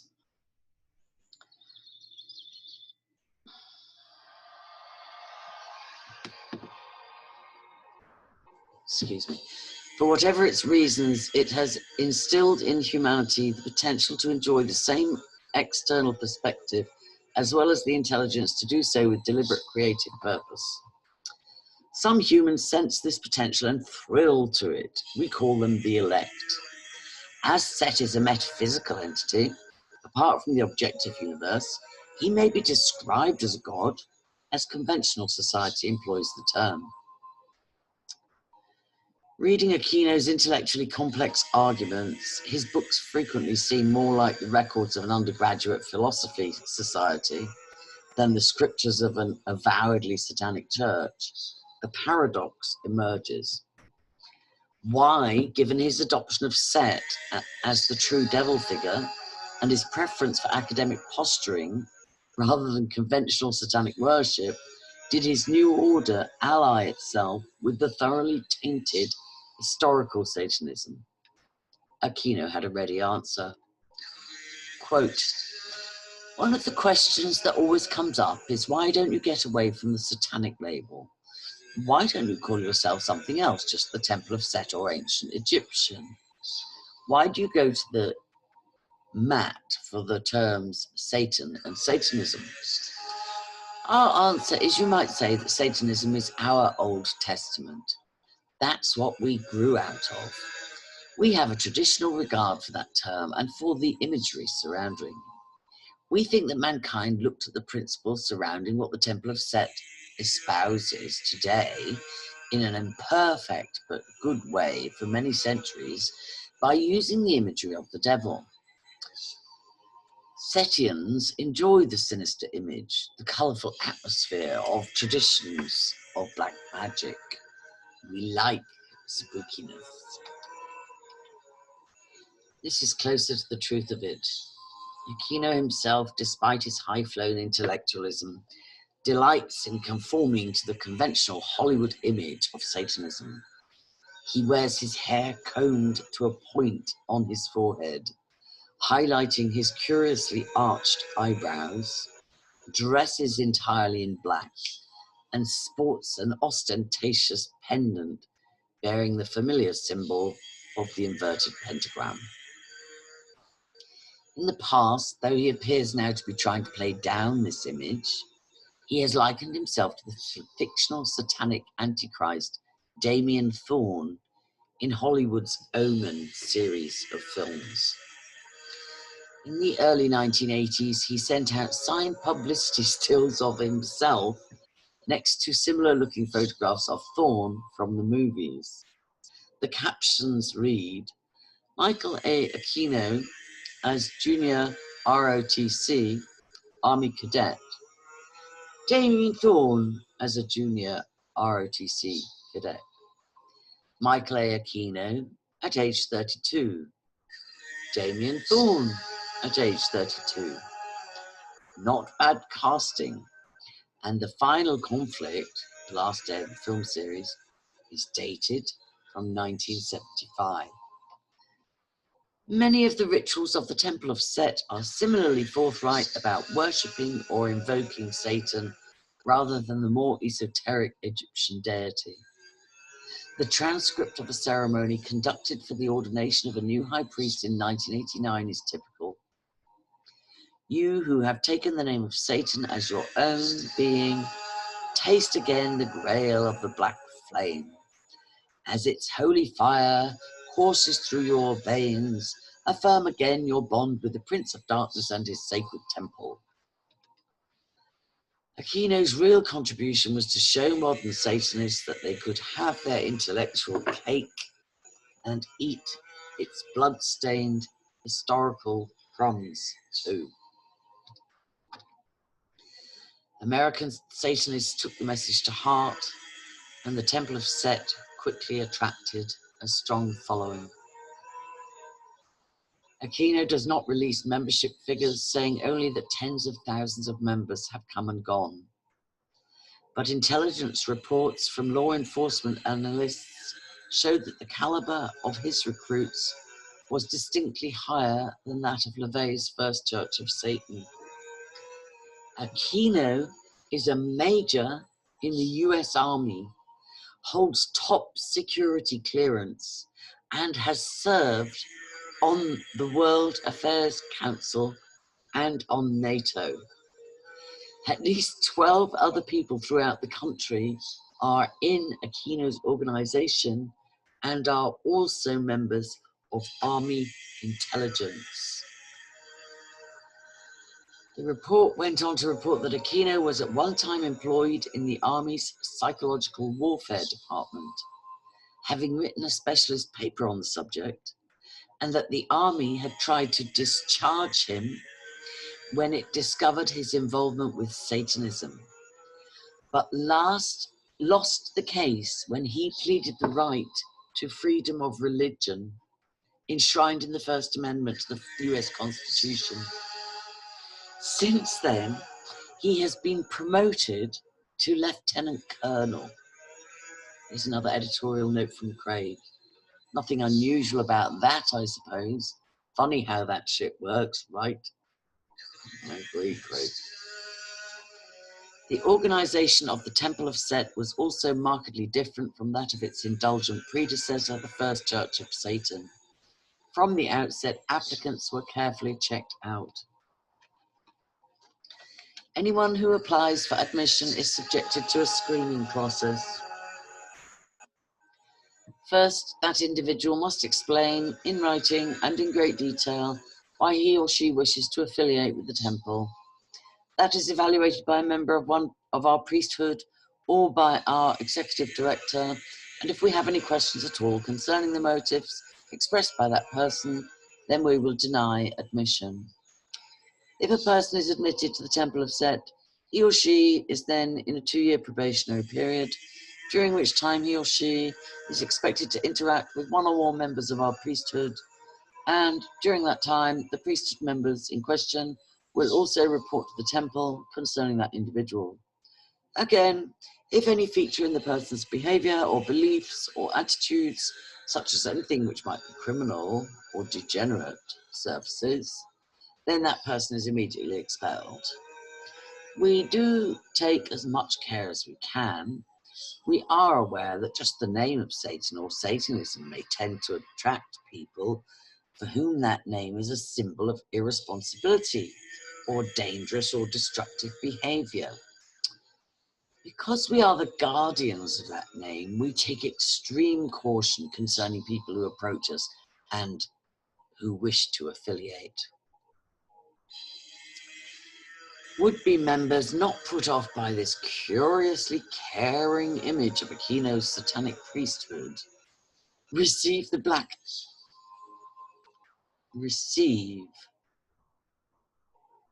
quote, the black arts are dangerous in the same way that working with volatile chemicals is dangerous. This is most emphatically not a field for unstable, immature, or otherwise emotionally or intellectually weak-minded people. Regretfully, there still exist some individuals whose idea of Satanism is largely a simple-minded synthesis of Christian propaganda and Hollywood horror movies. The Temple of Set enjoys the colourful legacy of the Black Arts, and we use many forms of historical satanic imagery for our stimulation and pleasure. But we have not found that any interest or activity which an enlightened, mature intellect would regard as undignified, sadistic, criminal, or depraved is desirable, much less essential to our work. How well does the Temple of Set live up to Aquino's pompous rhetoric? How far divorced from traditional satanic ritual and belief is his new age of Satanism? Within 5 years of its formation, law enforcement intelligence officers picked up testimony from a ritual case claiming that the Temple of Set practiced human sacrifice. A section of the Army in Falls Church, Virginia was notified, since it held responsibility for Aquino at the time. The investigating officer was also supplied by police intelligence with the names of other serving armed personnel who belonged to the temple. The case was cut short dramatically. 6 weeks into the investigation, Aquino confronted one of the investigating team with a copy of the original Army memo recording the allegations and listing the names of temple members. The inquiry was swiftly dropped. Whether or not the temple was performing ritual human sacrifice in 1980, Aquino had demonstrated one thing beyond doubt. His own intelligence network reached far inside the higher echelons of the US military establishment. Somebody get this to Donald Trump, please. The initial rumor stirred a deep unease inside the army. Aquino was at the time a reservist seconded to and fully paid by the Pentagon. He was, to all intents and purposes, a regular serving soldier, and a relatively senior one at that.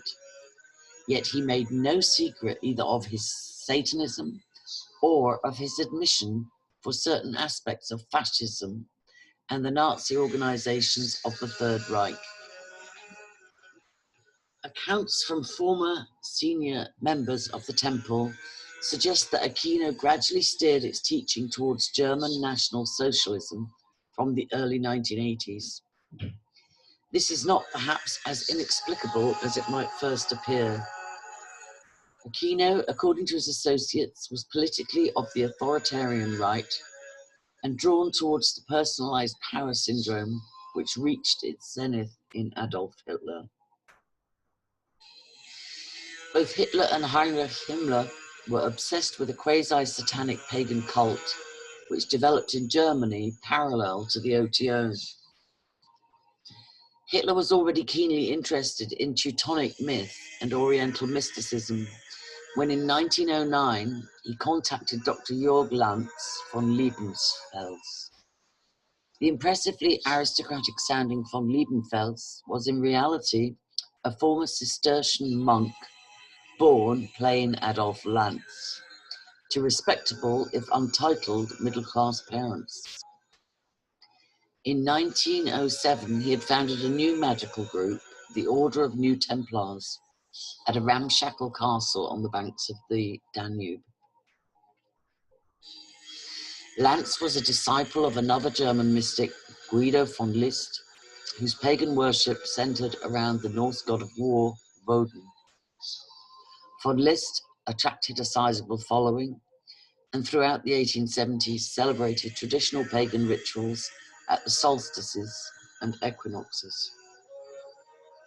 At one such ceremony, held in honor of Baldar, the Norse god slain in battle and subsequently resurrected, on a hilltop outside Vienna, von List concluded the proceedings by solemnly burying a symbolic object shaped like a crooked cross known in Sanskrit as swasti and meaning good. It is better known as the swastika. By the time Hitler and von Liebenfels were introduced, von List's somewhat amateurish cult had been taken over by another pagan group, the Thule Society, Thule, named after a mythical paradise on earth, Ultima Thule. Membership of the society was initially confined to professionals and high-ranking German officers, German army officers. All shared a common delusion that the world was increasingly in the grip of a secret international Jewish conspiracy, which performed powerful magical rituals. The Thule Society decided to fight back by adopting its own quasi-Nordic, partly Masonic, occult rituals. By the 1920s, Hitler was close to both the Order of New Templars and the Thule Society. When he requested his friends, followers, and supporters to dream up a suitable symbol for the nascent National Socialist Party, one Thule member, a Sternberg dentist by the name of Friedrich Krohn, suggested the swastika. Hitler was delighted, but changed the design subtly. He reversed the previous traditional swastika so that its arms were left-handed rather than right. According to Krohn, the reason was simple. Thule teaching made it clear that by doing so, Hitler was invoking satanic occultism and reversing the symbol's meaning from good to evil. Part of the Thule Templar influence was to persuade Hitler that he was to become a new satanic world leader, to establish a master race of violent and ruthless Aryans. To all of this, the would-be dictator listened eagerly, and with him, Heinrich Himmler. By 1933, in conjunction with a radically reformed Thule society, Himmler had begun performing quasi-satanic rituals in his castle at Wewelsburg in northwest Germany. The impressive-looking fortress was extensively rebuilt to accommodate a central temple, or as Himmler called it, Hall of the Dead. The Thule Society, meanwhile, in addition to providing the inspiration and backing for this new religion, recruited members from the streets and beer cellars, brutish, anti-Semitic, and gratuitously violent. All of this historical background was absorbed by Michael Aquino during the early years of his Temple of Set. By 1982, he had adopted, as official temple role models, 3 German societies. The Wehm, a Westphalian tribunal, formed to try, convict, and execute those accused of crimes against the church. The Ahnenerbe, the Nazi-established ancestral heritage research organization, which was used to justify Hitler's anti-Semitic racial theories and genocide, and finally, the Thule Society. All these groups were required subjects for temple members to study and admire. The following year, Aquino took the linkage between Nazism, the Himmler-Hitler pagan cult, and the Temple of Set one stage further. On the 19th of October 1983, he went alone to the Hall of the Dead in Wewelsburg Castle to perform a new ritual. According to his own subsequent document, the purpose of the rite was, quote, to obtain a full understanding of the significance of the crisis that befell the Temple of Set in June-July 1982, to energize the advent of the working year 1984, as the Wewelsburg was conceived by Heinrich Himmler to be the Mittelpunkt der Welt, center of the world, and as the focus of the Hall of the Dead was to be the gate of that center, to summon the powers of darkness at their most powerful locus. The crisis of 1982, about which Aquino wanted to consult Satan, said was the unease within the temple's ranks over his increasingly fascist leanings. Evidently, he received a suitably helpful response via the ritual, since there were to be no subsequent complaints from his turbulent priests. The ritual also cleared his mind and set him on the correct course for future satanic progress. The central features of the various principal occultism of the 19th centuries, quoting, through my consciousness almost as a pageant, I understood the object of this to be an exposure of contrasts, inaccuracies, and inconsistencies, a vast spiraling dialectic designed to clear away the debris of sectarianism and superficiality in the search for key principles of the true powers of darkness. Just what those principles revealed in Himmler's castle were, Aquino has never disclosed. But within 3 years, allegations concerning the direction of his personal Satanism began to emerge, and those allegations involved ritual child abuse. That's the end of chapter 4. Please pray for me as I read this book into the record, and please pray for all those fighting the forces of darkness in an effort to create a safe world for children. Angela Power Disney, angeluscashes.org, no apostrophe, CACHES. Thank you for listening. Please share.